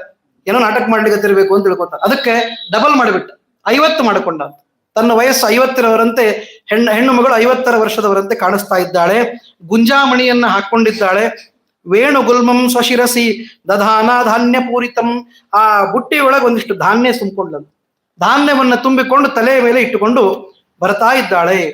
ಮತ್ತೆ ಮುಖ ಒಳ್ಳೆ ಸುಂದರವಾಗಿ ಹೊಟ್ಟೆ ತುಂಬಿದವರಂತೆ ಬಂದ್ರೆ ಯಾರೂ ಊಟಕ್ಕೆ ಹಾಕುವುದಿಲ್ಲ. ಬರುವಾಗಲೇ ಅಯ್ಯೋ ಪಾಪ ಅನ್ನೋಗಿರ್ಬೇಕು ಮುಖ. ಅದಕ್ಕಾಗಿ ಬಂದ ತಕ್ಷಣ ಆಚಾರ್ಯರೇ ಮೊದಲು ಮಾತಾಡಬೇಡ, ನೀವು ಊಟ ಮಾಡಿ ಆಮೇಲೆ ಮತ್ತೆ ಮುಂದಿನ ವಿಚಾರ ಮಾಡೋಣ ಅಂತ. ಅದಕ್ಕೆ hungry man is an angry man ಅಂತ. ಹೀಗಾಗಿ ಬಹಳ ಹಸಿವಾದವರಂಗೆ ಬಂದ್ರೆ ಯಾರು ಹೆಚ್ಚು ಪ್ರಶ್ನೆ ಕೇಳೋದಿಲ್ಲ. ಅದಕ್ಕಾಗಿ ಅದಂತ ಶುಷ್ಕವದನ, ಬಾಯಿಯೊಳಗಲ್ಲಿಲ್ಲ, ಮುಖ ಪೂರ್ಣ ಮ್ಲಾನವಾಗಿದೆ. ಆವಾಗ ಹೆಸರು ಬೇರೆ ಇಟ್ಕೊಂಡಂತೆ, ಧರ್ಮ ದೇವತಾ ಅಂತ ಹೆಸರಿಟ್ಟಿದ್ದು. ಬ್ರಹ್ಮಾಣಂ ನಾಭಿಸಂಭೂತಂ 7 ಮಾಸಾತ್ಮಕಂ ಶಿಶುಂ. ಮತ್ತೆ ಕೂಸು 7 ತಿಂಗಳ ಕೂಸು ಮಾಡ್ಕೊಂಡ್ಲಂತ. 7 ತಿಂಗಳ ಕೂಸು ಅಂತ ಯಾಕೆ ಅಂತಾರೆ ಅಂದ್ರೆ, ಪ್ರಾಯಶಃ ಸಣ್ಣ ಕೂಸಿದ್ರೆ ಹೆಚ್ಚು ಮತ್ತೆ ಜನ ಅದಕ್ಕೆ ಇದು ಮಾಡ್ತಾರೆ ಅಂತ. 50 ವರ್ಷದ ಹೆಣ್ಣುಮಗಳಿಗೆ 7 ತಿಂಗಳ ಕೂಸು, ಇದು ಒಂದು ಅಪರೂಪನೆ. ರುದಂತಂ ಶುಷ್ಕವದನಂ ಕೃಶಾಂಗಂ ದೀರ್ಘಬಾಹುಕಂ ಶಿಶುಂ ಬದ್ಧ್ವಾ ಚೀರವಸ್ತ್ರೇ ನೃತ್ಯಂತಿ ಜಗದೀಶ್ವರಿ. ಕುಣಿತಾ ಹಾಡ್ತಾ ಬರ್ತಾ ಇದ್ದಾಳೆ ಕೊರವಂಜಿ. ಶಿಶುವನ್ನ ಚೀರವಸ್ತ್ರದಲ್ಲಿ ಕಟ್ಟಿಕೊಂಡಿದ್ದಾಳೆ. ಕಟ್ಟಿಕೊಂಡು ಬಂದು ಪುರೀಂ ಸಮಾಗತ್ಯ ಚ ಗರ್ಜಯಂತಿ. ಜೋರ್ ಬಾಯಿ ಮಾಡ್ತಾ ಇದ್ದ. ಜೋರ್ ಬಾಯಿ ಮಾಡಿ ಹೇಳ್ತಾಳೆ, ಸುತಾನ್ ಪತೀನ್ ಬಂಧು ಗಣಾಂದದಾಮಿ. ನಿಮಗೆ ಯಾರಾದ್ರೂ ಕಳೆದು ಹೋಗಿದ್ರೆ ಗೊತ್ತು ಮಾಡಿ ಕೊಡ್ತೀನಿ ಎಲ್ಲಿದ್ದಾರೆ ಅಂತ. ಈ ಅಂಜನಾ ಹಚ್ಚೋರು ಇರ್ತಾರೆ ನೋಡ್ರಿ, ನೋಡಿದ ತಕ್ಷಣ ಹೇಳ್ತಾರೆ ಇಂಥಲ್ಲಿದ್ದಾರೆ ಹೋಗ್ರಿ ಅಂತ. ಅದು ಯಾವುದು ಬೇಡ, ನನ್ನ ಹತ್ರ ಇರೋದೇ ನಾನು ಮತ್ತೆ ನಿರಂಜನ, ಆದ್ದರಿಂದ ಅಂಜನಾ ಹಚ್ಚೋದಿಲ್ಲ ನಾನು, ಬರೇ ನನ್ನ ಹತ್ರ ಬಂದ್ರೆ ಸಾಕು, ನಿಮ್ಮ ಮಕ್ಕಳೆಲ್ಲಿದ್ದಾರೆ, ಪತಿಯಲ್ಲಿದ್ದಾನೆ, ಬಾಂಧವರೆಲ್ಲಿದ್ದಾರೆ ಅಂತ ಕೊಡ್ತೀನಿ ಅಂತ ಒಂದರ್ಥ. ಎರಡನೇದ್ದು, ನಿಮಗೆ ಪರಿವಾರವನ್ನ ವಿಸ್ತಾರ ಮಾಡಿ ಕೊಡ್ತೀನಿ, ನಿಮ್ಮ ಜೀವನ ಹಸನು ಮಾಡ್ತೀನಿ ಅಂತ ಅರ್ಥ. ಹೀಗಾಗಿ ಹೇಳ್ತಾಳೆ, ಸುತಾನ್ ಪತೀನ್ ಬಂಧು ಗಣಾನ್ ದದಾಮಿ ಶ್ರುತ್ವಾ ವಚಸ್ತದ್ಗದಿತಂ ಪುರಂಗನ ಊಚುಸ್ತದಾ ತಾಂ ನೃಪವಲ್ಲಭಾಂ ಪ್ರತಿ. ಅದನ್ನ ನೋಡಿದ ಹೆಣ್ಮಕ್ಳಿಗೆಲ್ಲ ಖುಷಿ ಆಯ್ತು. ಓ, ನಮ್ಮನೆಯೊಳಗೆ ಈಗ ರಾಣಿಯ ಹತ್ತಿರ ಈಗಾಗಲೇ ಸಮಸ್ಯೆ ಉಂಟಾಗಿದೆ, ಅಂತಹ ಸಮಯಕ್ಕೆ ಇವಳು ಬಂದಿದ್ದಾಳೆ, ಒಳ್ಳೇದಾಯ್ತು. ರಾಣಿ ಹತ್ರ ಹೋಗಿ ಹೇಳಿದ್ರಂತ, ಏನಂದ್ರೆ ಧರ್ಮದೇವಿ ಸಮಾಯಾತ ನರನಾರಾಯಣಾಶ್ರಮಾತ್. ನರನಾರಾಯಣಾಶ್ರಮ ಬದರಿಕಾಶ್ರಮದಿಂದ ಈ ಧರ್ಮದೇವಿ ಅನ್ನೋಳು ಬಂದಿದ್ದಾರೆ. ಆ ಭಯಂಕರ ವೃದ್ಧಳು, ಅವಳು ಮಿತ ಭಾಷೇವ ದೃಶ್ಯತೆ. ಹೇಳುವಾಗ ಬಹಳ ಮಾತಾಡ್ತಾರೆ, ಅಂದ್ರೆ ಸಾಕಾಗಿದೆ, ಮನೆಯೊಳಗೆ ಜಂಡು ಹೂವ ತಡ್ಕೊಳಕ್ ಆಗ್ತಾ ಇಲ್ಲ, ಈಗ ಇನ್ಯಾರೋ ಬಹಳ ಮಾತಾಡೋರ್ನ ಕರೆಸಿಕೊಂಡು ಒದ್ದಾಡಬಾರದು. ನೋಡ್ರಿ, ಈಗ ತಾನೇ ಹೇಳಿದ್ರು ಏನಂದ್ರ ಗರ್ಜಯಂತಿ ಅಂತ ಹೇಳಿದ್ರು ಹಿಂದಿನ ಶ್ಲೋಕ. ಅವಳು ಜೋರಾಗಿ ಹೇಳ್ತಾ ಇದ್ದಾಳೆ, ಇವ್ರು ಬಂದು ಏನ್ ಹೇಳ್ತಾರೆ ರಾಣಿ ಹತ್ರ ಅಂದ್ರೆ ಬಹಳ ಕಡಿಮೆ ಮಾತಾಡ್ತಾ ಹೆಣ್ಮಗಳು, ಅಂತ ಹೆಣ್ಮಗಳನ್ನ ಕರ್ಕೊಂಡು ಬರ್ತೀನಿ. ಅಥವಾ ಹಿಂಗೂ ಇರ್ಬೋದು, ಹೆಣ್ಮಕ್ಳು ಕಡಿಮೆ ಮಾತಾಡೋದೇ ಕಡಿಮೆ ಇರ್ಬೋದು, ಆ ವಿಚಾರನೂ ಇದ್ದಿರಬಹುದು. ಹೀಗಾಗಿ ಅವಳನ್ನ ಕರ್ಕೊಂಡು ಬರ್ತೀನಿ ಅಂತ ಹೇಳಿದಾಗ ಮನೋಗತಂ ವದಾಮಿ, ಅವಳು ಹೇಳ್ತಾ ಇರೋ ಒಂದು ಯುನೀಕ್ ಏನು ವಿಷಯ ಅಂತಂದ್ರೆ ಮನೋಗತಂ ವದಾಮಿ, ಯಾರಾದ್ರೂ ಮನಸ್ಸಿನೊಳಗೆ ಏನಾದ್ರೂ ಇದ್ರೆ ಅದನ್ನ ಹೊರಗೆ ಹೇಳ್ತೀನಿ ಅಂತ ಹೇಳ್ತಾ ಇದ್ದಾಳೆ. ಅಂದ್ರೆ ಈಕೆಗೆ ಏನ್ ಬೇಕಾಗಿತ್ತಲ್ಲ, ಈಗ ಮಗಳ ಮನಸ್ಸಿನೊಳಗೆ ಏನಿದೆ ಅಂತ, ಅದಕ್ಕಾಗಿ ಸರಿಯಾಗಿ ನಿಮ್ಗೆ ಸೆಟ್ ಆಗ್ತದೆ, ಅದಕ್ಕೆ ಕರೆಸ್ಕೊಳ್ಳೋಣ ಅಂತ ಹೇಳಿದ್ರಂತ. ತಾಮಾಹ್ವಯ ಮಹಾಭಾಗೆ ಧರ್ಮದೇವಿ ಪತಿವ್ರತಾಂ, ಆಗ್ಲಿ ಅವಶ್ಯವಾಗಿ ಕರೆಸ್ಬೇಕು ಅಂತ ಹೇಳಿದಾಗ ಧರಣಿ ದೇವಿ ಹೇಳ್ತಾಳಂತೆ, ಹೋಗಿ ಕರ್ಕೊಂಡು ಬರ್ರಿ ಅವಳನ್ನು, ಒಳ್ಳೆ ಸನ್ಮಾನ ಪೂರ್ವಕವಾಗಿ ಕರ್ಕೊಂಡು ಬರ್ರಿ ಅಂತ. ಆವಾಗ ಅವರೆಲ್ಲ ಬಂದು ಈ ಹೆಣ್ಣು ಮಗಳಿಗೆ ಹೇಳ್ತಾರೆ, ಯಾರಿಗೆ, ಕೊರವಂಜಿಗೆ, ಗ್ರಾಮಿಕಾಹ ಯಾ ಹಿ ಮಂಗಲದೇ ದೇವಿ ರಾಜ್ಯಭಾರ್ಯಾಮಿ ಮಾಮಿತಿ, ರಾಜಭಾರ್ಯಾಮಿ ಮಾಮಿತಿ ಸಾ ಶ್ರುತ್ವಾ ವಚನಂ ತಾಸಾಂ ಮಂದಮಾಹ ವಚಸ್ವಿನಿ. ರಾಣಿ ಕರಿತಾ ಇದ್ದಾಳೆ ಬರ್ಬೇಕಂತೆ ಅಂತ ಹೇಳಿ. ಆವಾಗ ಕೊರವಂಜಿ ಅಂದು, ಅಹಂ ದರಿದ್ರ ಕುಟಿಲ ಸಾಬಾಲ ಭಾಗ್ಯ ಸಂಯುತ ಆಹ್ವಾನಂ ಕಿಂ ವಿನೋದಾರ್ಥಂ ಹಾಸ್ಯಾರ್ಥಂ ಹಸಿತಾಮನಾಹ. ಯಾರಾದ್ರೂ ಈಕ್ವಲ್ ಇದ್ದವ್ರನ್ನ ಕರೆದ್ರೆ ಒಂದು ಗೌರವದಿಂದ ಬಂದ್ಬಿಡ್ಬೋದು. ಯಯೋರೇವ ಸಮಂ ವಿತ್ತಂ ಯಯೋರೇವ ಸಮಂ ಇದು ಹೇಳ್ತಾರಲ್ಲ, ತಯೋರ್ ಮೈತ್ರಿ ವಿವಾಹೇಚ ಅಂತೆಲ್ಲ ಹೇಳ್ತಾರಲ್ಲ. ಯಾರಿಗೆ ಸಮವಾದ ವಿತ್ತ, ಸಮವಾದ ಮತ್ತೆ ಯೋಗ್ಯತೆ ಇರ್ತದೋ ಅವರಿಗೆ ಒಂದು ಫ್ರೆಂಡ್ಶಿಪ್ ಇನ್ನೊಂದು ಮದುವೆನೋ ಆಗ್ಬೇಕು. ಹೆಚ್ಚು ಕಡಿಮೆ ಆಗ್ಬಿಟ್ರೆ ಸಮಸ್ಯೆ ಇರ್ತದೆ ನೋಡ್ರಿ. ಯಾವಾಗ ಒಂದೇ ಒಂದು ಈಕ್ವಲ್ ಇರ್ಬೇಕು, ಆ ತರ ಇದ್ರೆ ಒಳ್ಳೇದು. ನನ್ನೊಳಗೆ ಆಕಿನೊಳಗೆ ಏನೂ ಸಾಮ್ಯ ಇಲ್ಲ, ಈಕ್ವಾಲಿಟಿ ಅನ್ನೋದೇ ಇಲ್ಲ. ಅಂಥವಳು ನನ್ನನ್ನು ಕರೆದಿದ್ದಾಳೆ ಅಂತಂದ್ರೆ ವಿನೋದ ಮಾಡಿ ನನ್ನನ್ನ ಮತ್ತೆ ಅಪಹಾಸ ಮಾಡ್ತಾಳೆ, ಗ್ಯಾರಂಟಿ ನಾ ಬರುವುದಿಲ್ಲ ಅಂತಂದ್ರೆ. ದೇವ್ರ ಪದ್ಧತಿನೇ ಹಿಂಗ. ಇನ್ನೂ 10 ಕಡೆ ಇಂಥದ್ದು ಹೇಳ್ತಾನ, ನಾನು ವಿನೋದಕ್ಕಾಗಿ ಇನ್ನೊಬ್ರು ಮನೆಗೆ ಬರ್ಲಿಕ್ಕೆ ತಯಾರಿಲ್ಲ. ಮದ್ವಸ್ತ್ರಂ ಪಶ್ಯತ ಛಿದ್ರಂ ಮದಾಭರಣ ಮಂಡಲಂ, ನನ್ನ ವಸ್ತ್ರ ನೋಡಿ ಎಲ್ಲ ಹರಿದೋಗಿದೆ. ಅವಳು ರತ್ನಮಯವಾದಂತಹ ಮತ್ತೆ ಇದರಲ್ಲಿ ಸಿಂಹಾಸನದಲ್ಲಿ ಕೂತವಳು, ಅಂದ್ರೆ ಇವ್ರ ಮುಂದೆ ಹೋದಾಗ ಸಿಂಹಾಸನದಲ್ಲಿ ಕೂಡಿಸ್ರಿ ಅಂತ ಸಿಂಹಾಸನದಲ್ಲಿ ಅವ್ರು ಕೂತಿರ್ತಾಳೆ, ನಾನು ಹೋಗಿ ಅವಳ ಮುಂದೆ ನಿಂದ್ರಲೆ. ಮತ್ತೆ ನನ್ನ ಕೂಸು ಪಾಪ ಅಳ್ತಾ ಇದೆ, ಅನ್ನಹೀನಂ ದೃಷ್ಟ್ವಾ ದೇವ್ಯೇತಿ ನೋ ಧ್ರುವಂ ನಾಗಚ್ಛಾಮಿ ವಿಶಾಲಾಕ್ಷ ಕಿಂ ಕಾರ್ಯಂ ರಾಜಮಂದಿರೇ. ನನಗೇನ್ ಕೆಲಸ ರಾಣಿಯರ ಹತ್ರ, ರಾಜಮಂದಿರದೊಳಗೆ ಏನ್ ಕೆಲಸ ಇಲ್ಲ, ಇಲ್ಲೇ ಲೋಕಲ್ ಆಗಿ ಯಾರ ಹತ್ರ ಏನೋ ಸಮಸ್ಯೆ ಇದ್ರೆ ಹೇಳು, ಪರಿಹಾರ ಮಾಡ್ತೀನಿ ಅಂತಂದು. ಆವಾಗ ಅವರೆಲ್ಲ ಓಡಿ ಹೋಗಿ ಆ ರಾಣಿಗೆ ಹೇಳ್ತಾರೆ, ನೋಡು ಹಿಂಗದ ಪರಿಸ್ಥಿತಿ, ಪ್ರಾಯಶಃ ನೀನೇ ಬಂದ್ರೆ ಬರ್ತಾಳೆ ಅಷ್ಟೇ, ಇನ್ಯಾವುದೂ ಇಲ್ಲ ಅಂತಂದಾಗ ಧರಣಿ ದೇವಿ ತಾನೇ ಓಡಿ ಬರ್ತಾಳಂತ. ಬಂದು ಏಹಿ ಭದ್ರೇ ಮಹಾಭಾಗೆ ಸಾಕ್ಷಾತ್ವಂ ಧರ್ಮದೇವತಾ, ನೀನು ಯಾರೋ ಸಾಮಾನ್ಯಳಲ್ಲ, ನರನಾರಾಯಣಾಶ್ರಮದಿಂದ ಬಂದಿದ್ದಿ, ಧರ್ಮದೇವತಾ ನೀನು ನಮ್ಮ ಮನೆಗೆ ಬರಬೇಕು, ರಾಜನ ಆಸ್ಥಾನಕ್ಕೆ ಬರಬೇಕು ಅಂತ ಕೇಳ್ತಾಳೆ. ಮಮ ಕಲ್ಯಾಣ ವರ್ಧಿನಿ, ನನ್ನ ಮನೆಯೊಳಗೆ ಮಂಗಳ ಮಾಡ್ಲಿಕ್ಕೆ ಬಂದಿ, ನೀನು ಕಲ್ಯಾಣವನ್ನು ಮಾಡ್ಲಿಕ್ಕೆ ಬಂದಿ, ಆದ್ದರಿಂದ ಬರಬೇಕು, ನನ್ನ ಮನೋರಥ ನೀನು ಈಡೇರಿಸಬೇಕು, ನಮ್ಮ ಮನೆಯೊಳಗಿರುವ ಒಂದು ವಿಷಯವನ್ನ ನೀನು ಪರಿಹಾರ ಮಾಡಬೇಕು ಆದ್ದರಿಂದ ಅಂತಂದಾಗ, ಮಯಾ ನಿಗದಿತಂ ವಾಕ್ಯಂ ಅಸತ್ಯಂ ಚೇನ್ಮನಸ್ವಿನಿ, ನೀನೇನೋ ಎಲ್ಲ ಚೆನ್ನಾಗಿ ಹೇಳ್ತೀಯಂತೆ, ಅದನ್ನ ನಾನು ಕೇಳಬೇಕಾಗಿದೆ, ಬರಬೇಕು ಅಂತಂದಾಗ ಮತ್ತೆ ಇವಳು ಜೋರಾಗಿ ಹೇಳಿಕ್ ಶುರು ಮಾಡಿದ್ದು, ನಾನು ಹೇಳಿದ್ರೊಳಗೆ ಒಂದೇ ಒಂದು ತಪ್ಪಿದ್ರು ನೋಡ್ಬೇಕಾರೆ ನನ್ನ ಕೈ ಕತ್ತರಿಸ್ಬಿಡು ಅಂತಂದು. ಒಂದೂ ಸುಳ್ಳು ಹೇಳುವುದಿಲ್ಲ, ಸುಳ್ಳು ಅನ್ನೋದು ನಮ್ಮಲ್ಲಿಲ್ಲ, ಸುಳ್ಳೇ ನಮ್ಮನಿ ದೇವರು ಅಂತ ಇವಳು ಕೇಳ್ತಾ ಇದ್ದಾಳೆ. ಹೇಳಿ ಕಠಿಣಂ ಮಮ ವಾಕ್ಯಂತು ಹೆಸತ್ತೆ ಹಸ್ತವೇದನಂ ಅಂತೆಲ್ಲ ಹೇಳಿ, ನಾನು ಬಂದಿದ್ದು ನಾರಾಯಣಾಶ್ರಮದಿಂದ, ಸಾಕ್ಷಾತ್ ಅಲ್ಲಿರುವ ಬದರಿಕಾಶ್ರಮ ನಿವಾಸಿ ನನ್ನ ಗಂಡ, ಹೀಗಾಗಿ ತೇನ ಆಜ್ಞಪ್ತ ತ್ವದತ್ತೇಚ ಸಂಪ್ರಾಪ್ತ ಅಥವಾ ಮಂದಿರಂ, ಅವರ ಆದೇಶವನ್ನ ತೆಗೆದುಕೊಂಡು ನಾನು ಇಲ್ಲಿ ಬಂದಿದ್ದೀನಿ ಅಂತಂದಾಗ ಮೊದಲು ಬಾದೇವಿ ಅಂತಂದು ಅವಳ ಸಿಂಹಾಸನದ ಕೂಡಿಸಿದರು. ಸಿಂಹಾಸನಂ ತಾಮಾದಾಯ ಗೃಹಂ ಪ್ರಾಪ್ಯ ವರಂ ಸಿಂಹಾಸನಂ ದದವು, ಸಿಂಹಾಸನವನ್ನು ಕೊಟ್ಟರು. ಅಲ್ಲಿ ಕೂಡಿಸಿದ ತಕ್ಷಣ ಧರ್ಮದೇವಿ ಹೇಳಿದ್ಲು, ನೀನು ಸ್ನಾನ ಮಾಡಿ ಬಾ ಅಂತ ಹೇಳಿ. ಮಜ್ಜನಂ ಕುರು ಕಲ್ಯಾಣಿ ಶುಭ್ರ ವಸ್ತ್ರ ಸಕಂಚುಕ ಗುರುದೇವ ನಮಸ್ಕಾರಂ ಕುರುದೇವಿ ಹರಿಪ್ರಿಯಂ. ಎಷ್ಟು ಮಹತ್ವದ್ದು! ಯಾವುದೋ ಒಂದು ದೊಡ್ಡ ಕೆಲಸ ಮಾಡಬೇಕು ಅಂತಂದ್ರೆ ಮೊದಲಿಗೆ ಗುರುದೇವ ನಮಸ್ಕಾರವನ್ನು ಮಾಡಬೇಕು. ಅದನ್ನು ಮಾಡ್ಕೊಂಡು ಬಾ ಅಂತ. ನಾನು ನಿನಗೆ ಒಂದು ವಿಷಯ ಹೇಳಬೇಕು ಅಂದ್ರೂ ಕೂಡ ಅದು ಕಲ್ಯಾಣಕ್ಕೆ ಸಂಬಂಧಪಟ್ಟಿದ್ದು. ಅದಕ್ಕಾಗಿ ಮೊದಲಿಗೆ ಗುರುದೇವತಾ ವಂದನೆಯನ್ನು ಮಾಡು, ಮನೆಯೊಳಗೆ ದೊಡ್ಡವರು ಯಾರಿದ್ದಾರೆ ನೋಡು, ಅವ್ರಿಗೆ ನಮಸ್ಕಾರ ಮಾಡು ಅಂತೆಲ್ಲ ಹೇಳಿದ್ದು. ಸ್ನಾನ ಮಾಡು, ಶುಭ್ರ ವಸ್ತ್ರ ಉಟ್ಟುಕೋ, ಗುರುದೇವ ನಮಸ್ಕಾರವನ್ನ ಮಾಡಿ ತಾನು ಬರಬೇಕು ಅಂತ ಹೇಳಿದಾಗ ತಕ್ಷಣಕ್ಕೆ ಹೋಗಿ ರಾಣಿ ಏನೂ ಮಾತಾಡದೆ ಧರಣಿದೇವಿ ಬಂದಿದ್ದಾಳೆ. ಬಂದಾಗ ಧರಣ್ಯುವಾಚ ಕಿಂ ಕಾರ್ಯಂ ವದ ಕಲ್ಯಾಣಿ ಕರೋಮಿ ತವ ಶಾಸನಾತ್. ಇವತ್ತು ನೀ ಹೇಳ್ದಂಗೆ ನಾ ಕೇಳ್ತೇನೆ, ಏನ್ ಹೇಳ್ತೀಯೋ ಹೇಳು ಬೇಕಾದ್ ಅಂತಂದು. ಆವಾಗ ಆಯ್ತಾ, ಸರಿಯಾಗಿ ದಾರಿಗೆ ಬಂದೀಗ. ಅದಕ್ಕಂದು ನನಗೇನ್ ಬೇಡ ಅಂತ ತಿಳ್ಕೊಂಡಿದ್ದೇನೋ ಪಾಪ. ಇವನು 10 ಕೇಳ್ತಾನೆ ಮಾರಾಯ, 1 2 ಕೇಳ್ತಾನೆ. ಪುಲಿಂದೋವಾಚ ಉಪಾಯನಂ ದೇಹಿ ಭದ್ರೇ ದೇವಾನಂ ಪ್ರೀತಿ ಸಾಧಕಂ. ಮೊದಲಿಗೆ ನನಗೆ ಮರದ ಬಾಗಣ ಕೊಡು ಅಂತ ಹೇಳಿದ್ರು. ಉಪಾಯನ ಅಂದ್ರೆ ಮರದ ಬಾಗಣ, ಹೆಣ್ಮಕ್ಳಿಗೆ ಮರದ ಬಾಗಣ ಪ್ರೀತಿ ಬಹಳ. ಇತ್ತಂ ಪುಲಿಂದ ವಚನಂ ಶುತ್ವಾ ಸಾಧರಣಿ ಸಾಧರಣಿ ತದಾ ಸ್ವರ್ಣ ಶೂರ್ಪಂ, ಒಳ್ಳೆಯ ಬಂಗಾರದ ಶೂರ್ಪವನ್ನ ಮರವನ್ನ ತರಿಸಿ ಅದನ್ನು ತುಂಬ ಎಲ್ಲ ಅಕ್ಕಿ ಮುತ್ತು ಎಲ್ಲವನ್ನ ಹಾಕಿ ನಿಕ್ಷಿಪ್ಯ ಬಹುಭಕ್ತೇವ ಧರ್ಮದೇವಿ ವಚೋಬ್ರವೀತ್. ಇದನ್ನ ಕೊಡ್ತಾ ಇದ್ದೀನಿ, ಮತ್ತೆ ಇದನ್ನ ಸ್ವೀಕಾರ ಮಾಡಬೇಕು. ಸತ್ಯಂ ವದ ಮಹಾಪ್ರಾಜ್ಞೆ ಮಮ ದುಃಖಂ ಪ್ರಣೋದಯ ಧರಣಿ ವಾಕ್ಯವಾಕರಣ್ಯ ಧರ್ಮದೇವಿ ವಚೋಬ್ರವೀತ್. ನೀನು ಸತ್ಯವಾದದ್ದನ್ನು ಹೇಳು, ಈ ಸ್ವರ್ಣ ಶೂರ್ಪವನ್ನ ಸ್ವೀಕಾರ ಮಾಡು ಅಂತೆಲ್ಲ ಹೇಳಿದಾಗ ನಾನು ಹೇಳೋದೇ ಸತ್ಯ. ಅವಾಗಲೇ ಹೇಳಿದ್ದಿಲ್ಲ, ಸತ್ಯಂ ಪರಂ ಸತ್ಯನು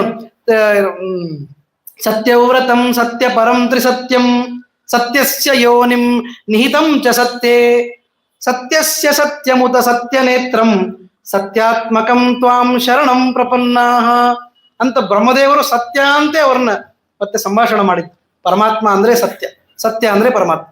ಹಾಗಾಗಿ ಸತ್ಯಂ ವದಾಮಿ ಸುಶ್ರೋಣಿ ಶಿರೋರನ್ನಂ ಪ್ರಯಚ್ಛಮೆ ಅಹಕೃತಂ ರಾತ್ರಿಕೃತಂ ಸುಪಕ್ವಂ ರಸಸಂಯುತಂ.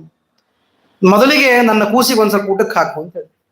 ಅದು ನೀನು ಈಗಲೇ ಮಾಡಿದ್ದಿರ್ಬೇಕು ಅಂತಿಲ್ಲ, ಪಾಪ ತಡ ಆಗ್ಯದ, ಇನ್ನೇನು ಬೆಳಗ್ಗೆದೇ ಇದ್ರೆ ಕೊಟ್ರೆ ಸಾಕು, ರಾತ್ರಿ ಮಾಡಿದ್ದಿದ್ರು ನಡೀತದೆ ನಮ್ಮ ಕೂಸಿಗೆ, ಪಾಪ ಏನೂ ಸಮಸ್ಯೆ ಇಲ್ಲ. ಆದ್ರೆ ಒಂಚೂರು ರಸ ಇದ್ದದ್ದು ಇರ್ಲಿ, ಒಣ ಕೊಡಬೇಡ ಅಂತ ಹೇಳಿದ್. ಸುಪಕ್ವಂ ರಸ ಸಂಯುತಂ, ಒಂದ್ ಸ್ವಲ್ಪ ಅಳ್ಳಕ್ಕಿರ್ಬೇಕದು, ಚೆನ್ನಾಗಿ. ಹುಡುಗರಿಗೆ ಪಾಪ ತಿನ್ಲಿಕ್ಕೆ ಕಷ್ಟ. ಶುತ್ವಾ ತದ್ವಚನಂ ರಮ್ಯಂ ತ್ವರಯಾನೀಯ ಭಾಮಿನಿ, ಏನ್ ಮಾಡ್ತೀವಿ, ಏನ್ ಕೇಳಿದ್ರು ಕೊಡ್ತೀನಿ ಅಂತ ತಯಾರಾಗ್ಬಿಟ್ಟಿದ್ದು. ಹೀಗಾಗಿ ಹೇಳಿದ ತಕ್ಷಣ ಕ್ಷೀರಾನ್ನಂ ಸ್ವರ್ಣ ಪಾತ್ರಸ್ಥಂ ಅರ್ಭಕಸ್ಯ ದದೌನ್ರೂಪ, ಒಳ್ಳೆ ಹಾಲನ್ನ ಶಾಲ್ಯನ್ನವನ್ನು ತಂದು ಹಾಲನ್ನು ಕಲಿಸಿ ಸ್ವರ್ಣ ಪಾತ್ರೆಯಲ್ಲಿ ತಂದಿಡ್ತಾಳೆ. ತಂದಿಟ್ರೆ ಮಾನುಷಾನ್ನಂ ನ ಭುಕ್ತವಾನ್, ಆ ಕೂಸು ಅದನ್ನ ಕಾಲಿಂದ ಸರಿಸ್ಬಿಡುತ್ತೆ, ಅದನ್ನ ತಿನ್ನೋದಿಲ್ಲ.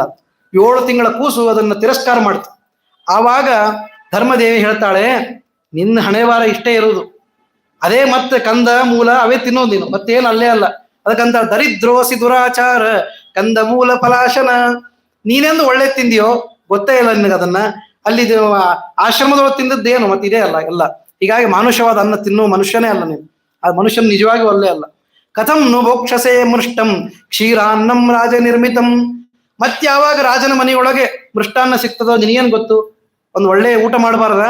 ಆಗ್ಲಿ ಬಿಡು ಅಂತ ಹೇಳಿ ಅದನ್ನೂ ತಾನೇ ತಿಂದು ಮತ್ತೆ ದೀರ್ಘವಾಗಿ ಶ್ವಾಸವನ್ನು ಬಿಡ್ತಾ ಇದ್ದಾಳೆ. ಮಮೋದರಗತ, ಮತ್ತೆ ತಿನ್ಬೇಕಾದ್ರೆ ಅಸಹ್ಯ ಅನಿಸ್ಬಾರ್ದು. ಅದಕ್ಕೊಂದು ಮಾತು ಹೇಳಿದ್ದಂತೆ, ಇಲ್ಲ ನಾ ಯಾಕೆ ತಿಂತೀನಿ ಅಂದ್ರೆ ವಿಚಾರ ಮಾಡ್ರಿ, ಕೂಸು ತಿನ್ನೋದಿಲ್ಲ, ನಾ ತಿಂದ್ರೆ ನನ್ನ ಹಾಲಿನಿಂದ ಕೂಸಿಗೆ ಹೋಗ್ತದೋ ಇಲ್ಲೋ, ಅಷ್ಟಾದ್ರೂ ಕೂಸಿಗೆ ಮುಟ್ಟಬೇಕು, ಅದೇ ನನ್ನ ಉದ್ದೇಶ, ನಾ ತಿನ್ಬೇಕು ಅಂತಿಲ್ಲ ಮತ್ತ ಅಂತ ಹೇಳಿ. ಇತಿ ತಂ ಸೋಪಿ ಸದಾಪಿ ರೋದನಂ ಮಾತಃ ಕಿಂ ಕರಿಷ್ಯಾಮಿ ಭೂಮಿಪೇ ಅಂತೆಲ್ಲ ಹೇಳಿ ಕ್ಷೀರಾನ್ನ ಭೋಜನಂ ಕೃತ್ವ ಸ್ವಸ್ಥ ಚಿತ್ತ ತದಾ ಬ್ರವೀತ್. ಆಯ್ತು, ಇನ್ನೇನು ಮತ್ತೆ ಮುತ್ತು ಉದುರಿಸ್ತಾಳ ನೋಡೋಣ ಅಂತ ಹೇಳಿ, ದೇವಿ ಮುಂದಿನ ಮಾತನ್ನ ಹೇಳು, ಎಲ್ಲ ಊಟ ಆಯ್ತು, ಎಲ್ಲ ಆಯ್ತಲ್ಲ ಅಂತಂದಾಗ, ತಡಿ ಊಟ ಆದ್ಮೇಲೆ ಕೊರವಂಜಿ ಆದವಳು ಏನ್ ಮಾಡ್ತಾಳೆ? ತಾಂಬೂಲ ತಗೋಬೇಕು. ಮೊದಲಿಗೆ ತಾಂಬೂಲ, ಮತ್ ತಾಂಬೂಲಕ್ಕೊಂದು ಪ್ರಿಸ್ಕ್ರಿಪ್ಷನ್ ಏನೇನು ಏಲಾ ಲವಂಗ ಕರ್ಪೂರ ನಾಗವಲ್ಲಿ ದಲೈರ್ಯುತಂ ತಾಂಬೂಲಂ ಅರ್ಪಯಾಮಾಸ ಪುಲಿಂದಾಯೈ ಪತಿವ್ರತ. ಒಳ್ಳೆ ಏಲಾ ಲವಂಗ ಕರ್ಪೂರ ಎಲ್ಲಾ ಮಿಶ್ರಣ ಮಾಡಿ ಚೆನ್ನಾಗಿ ಮತ್ತೆ ಸುಣ್ಣ ಹಚ್ಚಿ ಕೊಡಬೇಕು. ಕೊಟ್ಟಾಗ ಅದನ್ನ ತಿಂದು ಹೇಳ್ತಾಳೆ, ತಿಂದದ್ ಸತ್ಯ. ಸಾ ಪೂರ್ವಾಭಿಮುಖಿ ಭೂತ್ವ, ಪೂರ್ವಕ್ಕೆ ತಿರುಗಿದ್ಲು. ಕೂತು ಪುತ್ರ ಮಂಕೇನಿದ ತೊಡೆ ಮೇಲೆ ಮಗನನ್ನ, ಯಾವ ಸಾಕ್ಷಾತ್ ಬ್ರಹ್ಮದೇವರನ್ನ ನೀವು ಚಿಂತನೆ ಮಾಡ್ತಿರಲ್ಲ, ವಾಯುಕೂರ್ಮ ಅದರ ಮೇಲೆ ಇದೆಲ್ಲ, ಹಾಗೆ ಪರಮಾತ್ಮ ತೊಡೆ ಮೇಲೆ ವಾಯುದೇವರು, ಈ ರೀತಿಯಾಗಿ ಮಹಾಲಕ್ಷ್ಮಿ ವಾಯುದೇವರು. ಪುರತೋ ಗುಲ್ಮ ಮಾಸ್ಥಾಯ ಪಾದಾವಾಸ್ತೀರ್ಯ ಸಂಸ್ಥಿತ, ಎದುರಿಗೆ ಬುಟ್ಟಿ ಇಟ್ಲಂತ. ಬುಟ್ಟಿ ಇಟ್ಟು ಕಾಲು ಚಾಚಿಕೊಂಡು ಕೂತ್ಲಂತ. ಅದೊಂದು ಸ್ಟೈಲ್. ಮತ್ತೆ ಅವರಂತೆ ನಡ್ಕೊಳ್ಬೇಕು, ಕೊರವಂಜಿ ಹಂಗೆ ಕಾಣಿಸ್ಬೇಕಲ್ಲ. ಅದಕ್ಕಾಗಿ ಚೆನ್ನಾಗಿ ಸಿಂಹಾಸನದಲ್ಲೇ ಕೂತು ಮಾತಾಡಿದ್ರೆ ಇವ್ರಿಗೆ ಸಿಂಹಾಸನದ ರೂಢಿ ಇದೆ ಅಂತ ಗೊತ್ತಾಗ್ಬಿಡುತ್ತೆ. ಸಿಂಹಾಸನದ ಕೂಡಬಾರ್ದು, ಕೆಳಗೆ ಕೂತು ಕಾಲು ಚಾಚಿ ಬುಟ್ಟಿ ಇಟ್ಟುಕೊಂಡು ಕೂಸಿನ ತೊಡಿ ಮೇಲೆ ಆ ಪಾದಗಳ ಮೇಲೆ ಹಾಕೊಂಡು ಏವಂ ರೂಪಂ ಗತಂ ಕೃಷ್ಣ ಶ್ರೀನಿವಾಸಂ ಸುರೋತ್ತಮಾಹ, ಈ ರೀತಿಯಾದ ರೂಪ ನೋಡ್ಲಿಕ್ಕೆ ದೇವತೆಗಳೆಲ್ಲ ಬಂದು ನಿಂತು ಬಿಟ್ಟಿದ್ರು. ಆಕಾಶದೊಳಗೆ ನಕ್ಷತ್ರಗಳಂತೆ ಕೂಡಿಬಿಟ್ಟಿದ್ದಂತ. ಏನ್ ಚಂದ ಈ ರೂಪ ಎಲ್ಲಿ ನೋಡ್ಲಿಕ್ಕೆ ಸಿಕ್ತು. ಮೀನ ಮೇಷ ಎಲ್ಲ ಆಯ್ತಲ್ಲ, ಮೀನ ಕುಂಭ ಕೂರ್ಮ ವರಾಹ ವಾಮನ ಎಲ್ಲಾ ರೂಪಗಳನ್ನ ನೋಡಿದ ಅದ್ಭುತವಾದ ಚರಿತೆಯನ್ನ ತೋರಿಸಿದ ಪರಮಾತ್ಮ. ಬಹುಚಿತ್ರ ಜಗತ್ ಬಹುಧಾಕರಣ ಪರಶಕ್ತಿರನಂತ ಗುಣಪರಮಃ ಅಂತಿರುವಾಗ ಬಹುಚಿತ್ರವಾಗಿ ತನ್ನನ್ನು ತಾನು ತೋರಿಸ್ತಾನೆ ಪರಮಾತ್ಮ. ಇಂತಹ ರೂಪವನ್ನು ಎಲ್ಲಿ ನೋಡ್ಲಿಕ್ಕೆ ಆಗ್ತದೆ. ದ್ರಷ್ಟು ಕಾಮಾಶ್ಚ ರಾಜೇಂದ್ರ ವೈಖರೀಂ ಪ್ರಾಕೃತೋಚಿತಾಂ. ಹೀಗಾಗಿ ಸದಾರಾಶ್ಚ ಸಪುತ್ರಾಶ್ಚ ಸವಿಮಾನ ಗಣಸ್ತಥ ಅನ್ಯೋನ್ಯಂ ಭಾರತೀಂ ಪ್ರೋಚುಹು ಸಂಭ್ರಮಾತ್ ಕೌತುಕಾನ್ವಿತಾಹ. ಅವ್ರು ತಮ್ಮೊಳಗೆ ಮಾತಾಡ್ಕೊಂಡ್ರಂತ ಇಷ್ಟೆಲ್ಲ ಆಗಿ. ಏನಂದ್ರೆ ಧರಣಿ ದೇವಿಯ ಸೌಭಾಗ್ಯ ಅಂತಹದ್ದು. ನಮ್ಮನೆಯೊಳಗೆ ಬಂದು ಯಾವತ್ತಾರೆ ಶ್ರೀನಿವಾಸ ಹಿಂಗ್ ಕೂತಾನ? ಇಲ್ಲ, ಧರಣಿ ದೇವಿಗೆ ಈ ಅವಕಾಶ ಬಂತು. ಹೀಗಾಗಿ ಎಂಥ ಸೌಭಾಗ್ಯ ಅಂದಿತಿ ಭಾರತೀಂ ಪ್ರೋಚು. ಭಾರತಿ ಅಂದ್ರೆ ಮಾತು. ಅದನ್ನ ಹೇಳಿದ್ರಂತ. ಕಿಂ ತಯಾ ಸುಕೃತಂ ರಾಜ್ಞ ಕೃತಂ ಪೂರ್ವಂ ಯಯಾಧುನಾ ಲಕ್ಷ್ಮೀ ಸಹಾಯೋ ಭಗವಾನ್ ಕ್ರೀಡತೆ ಪ್ರಾಕೃತೋ ಯಥಾ. ಲಕ್ಷ್ಮೀ ಸಹಾಯನಾದ ಪರಮಾತ್ಮ ಕ್ರೀಡತೆ ಪ್ರಾಕೃತೋ ಯಥಾ, ಲಕ್ಷ್ಮಿಗೆ ಸಹಾಯವನ್ನ ಮಾಡುವ, ಅರ್ಥಾತ್ ಲಕ್ಷ್ಮಿಗೆ ಅನುಗ್ರಹವನ್ನ. ಯಸ್ಯಾ ಅಪಾಂಗಲವ ಮಾತ್ರತ ಊರ್ಜಿತಾಸ ವಿಶ್ವಸ್ಥಿತಿ ಪ್ರಳಯ ಸರ್ಗ ಮಹಾವಿಭೂತಿ ವೃತ್ತಿ ಪ್ರಕಾಶ ನಿಯಮ ವೃತಿಬಂಧ ಮೋಕ್ಷಾಹ. ಸೃಷ್ಟಿ ಸ್ಥಿತಿ ಲಯ ನಿಯಮನ ಜ್ಞಾನ ಅಜ್ಞಾನ ಬಂಧ ಮೋಕ್ಷ ಎಲ್ಲವೂ ಕೂಡ ಮಹಾಲಕ್ಷ್ಮಿ ಮಾಡ್ತಾಳೆ.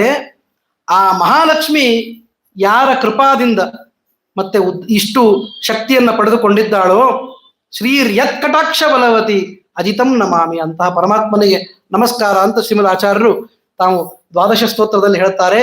ಅಂತಹ ಮಹಾಲಕ್ಷ್ಮಿ ಸಹಾಯನಾದ ಪರಮಾತ್ಮ ಇದ್ದಾನಲ್ಲ, ಅವನು ಪ್ರಾಕೃತರಂತೆ ಈ ರೀತಿಯಾಗಿ ಆಟ ಆಡುವುದು ಎಷ್ಟು ಚೆನ್ನಾಗಿದೆ. ಅವನ ಪ್ರೌಢಲೀಲೆ ಇರಲಿ ಬಾಲಲೀಲೆ ಇರಲಿ ಎಲ್ಲವೂ ಅದ್ಭುತನೇ. ಹಾಗಾಗಿ ಅವನು ಬಾಲಕನೇ ಆಗಿರ್ಲಿ ಹೇಗೆ ಇರಲಿ ಅವನನ್ನು ನೋಡೋದು. ಏವಂ ಹರೇಶ್ ಚಿತ್ರ ಚರಿತ್ರ ಕರ್ಮ. ಚಿತ್ರಚರಿತನಾದ ಪರಮಾತ್ಮನ ಈ ಕರ್ಮವನ್ನ ಗಾಯಂತಿ ಕಂಜೋದ್ಭವ ಶಂಭು ಶಕ್ರಾಹ. ಯಾರು ಕಂಜೋದ್ಭವ ಶಂಭು ಶಕ್ರಾಹ ಎಲ್ಲ ದೇವತೆಗಳು ಗಾಯಂತಿ, ಅದನ್ನು ಪ್ರತಿನಿತ್ಯ ಗಾಯಂತಿ. ಗಾಯಂತಿ ಅಂದ್ರೆ ಗಾಯತ್ರಿ ಮಂತ್ರದ ಅರ್ಥ. ಗಾಯಂತಿ ಅಂದ್ರೆ ಗಾಯತ್ರಿ ಮಂತ್ರದ ಉಪಾಸನೆ ಮಾಡ್ತಾರೆ. ಇದೆಲ್ಲವನ್ನು ನೋಡಿ ಚಿತ್ರ ಚರಿತ್ರ ಕರ್ಮವನ್ನ ಆ 24 ಅಕ್ಷರದ ಗಾಯತ್ರಿ ಮಂತ್ರದಲ್ಲಿ ನಿತ್ಯದಲ್ಲಿ ಉಪಾಸನೆ ಮಾಡುವ ಮಹಾ ಜ್ಞಾನಿಗಳಿದ್ದಾರೆ. ಕಲವು ಯುಗೆ ಪಾಪಕೃತಾಂ ನರಾಣಾಂ ಉದ್ಧಾರಣಾರ್ಥಂ ಜಗದೀಶ ಚೇಷ್ಟ. ಇಷ್ಟೆಲ್ಲ ಆಗಿದ್ ಯಾಕೆ ಗೊತ್ತೇನು? ಪದ್ಮಾವತಿಯನ್ನು ಮದುವೆ ಮಾಡಿಕೊಳ್ಬೇಕು ಅನ್ನೋದು ಒಂದು ಮೇಲಿನ ಉತ್ತರ. ನಿಜವಾದ ಒಳಗಿನ ಹಾರ್ದ ನೋಡಿದ್ರೆ ನಾವೆಲ್ಲ ಇದ್ದೀವಲ್ಲ, ಪಾಪಿಷ್ಟರಿದ್ದೀವಲ್ಲ, ನಮ್ಮ ಪಾಪವನ್ನ ಇಂತಹ ಒಂದು ಕಥೆಗಳ ಮೂಲಕ ಹೇಳೋದ್ರಿಂದ ಪರಿಹಾರ ಮಾಡಿ ಜಗದೀಶನ ಈ ಚೇಷ್ಟೆಯನ್ನ ಕೇಳೋದ್ರಿಂದಲೇ ಉದ್ಧಾರ ಆಗ್ಬೇಕು ಅಂತ ಹೇಳಿ ದೇವರು ಇದೆಲ್ಲ ಮಾಡಿಟ್ಟಿದ್ದಾನೆ. ಇಂತಹದ್ದನ್ನ ಮಾಡದೆ ವೇದಗಳಲ್ಲಿ ಬರೇ ಸತ್ಯಂ ಜ್ಞಾನಮನಂತಂ ಬ್ರಹ್ಮ ಅಂತ ಹೇಳಿದ್ರೆ ನಾವು ಕೇಳ್ತಾ ಇರಲಿಲ್ಲ. ನಮ್ಮ ಯೋಗ್ಯತೆ ಅಷ್ಟು ದೊಡ್ಡದಲ್ಲ. ಅದಕ್ಕಾಗಿ ಮಾಡಿದ ಪುರಾಣ ರೂಪದಲ್ಲಿ ತಾನೇ ಇನ್ನೊಂದು ರೂಪದಿಂದ ಬಂದು ವೇದವ್ಯಾಸರ ರೂಪದಲ್ಲಿ ಅದನ್ನ ಮಾಡಿ ದಾಖಲು ಮಾಡಿದ್ದಾನೆ. ಈ ಜಗದೀಶನ ಚೇಷ್ಟೆಯನ್ನ ಏನಂತ ವರ್ಣಿಸೋಣ ಅಂತ ಹೇಳ್ತಾ ಇತಿಶ್ರೀ ಭವಿಷ್ಯೋತ್ತರ ಪುರಾಣೆ ವೈಕುಂಠಗಿರಿ ಮಹಾತ್ಮೆ ಶ್ರೀನಿವಾಸಸ್ಯ ಪುಲಿಂದಿನಿ ರೂಪ ವರ್ಣನಂ ನಾಮ ಅಷ್ಟಮೋಧ್ಯಾಯ. ಶ್ರೀಕೃಷ್ಣಾರ್ಪಣಮಸ್ತು. ಮುಂದಿನ ವಿಷಯವನ್ನ ನಾಳೆ ದಿವಸ. ಹರೇ ನಮಃ. ಶ್ರೀಕೃಷ್ಣಾರ್ಪಣಮಸ್ತು. ಕೃಷ್ಣಾಯ ವಾಸುದೇವಾಯ ಹರಯೇ ಪರಮಾತ್ಮನೆ ಪ್ರಣತಕ್ಲೇಶನಾಶಾಯ ಗೋವಿಂದಾಯ ನಮೋ ನಮಃ. ಶ್ರೀ ವೆಂಕಟೇಶಂ ಲಕ್ಷ್ಮೀಶಂ ಅನಿಷ್ಟಘ್ನಂ ಅಭೀಷ್ಟದಂ ಚತುರ್ಮುಖೇರತನಯಂ ಶ್ರೀನಿವಾಸಂ ಭಜೇ ನಿಶಂ.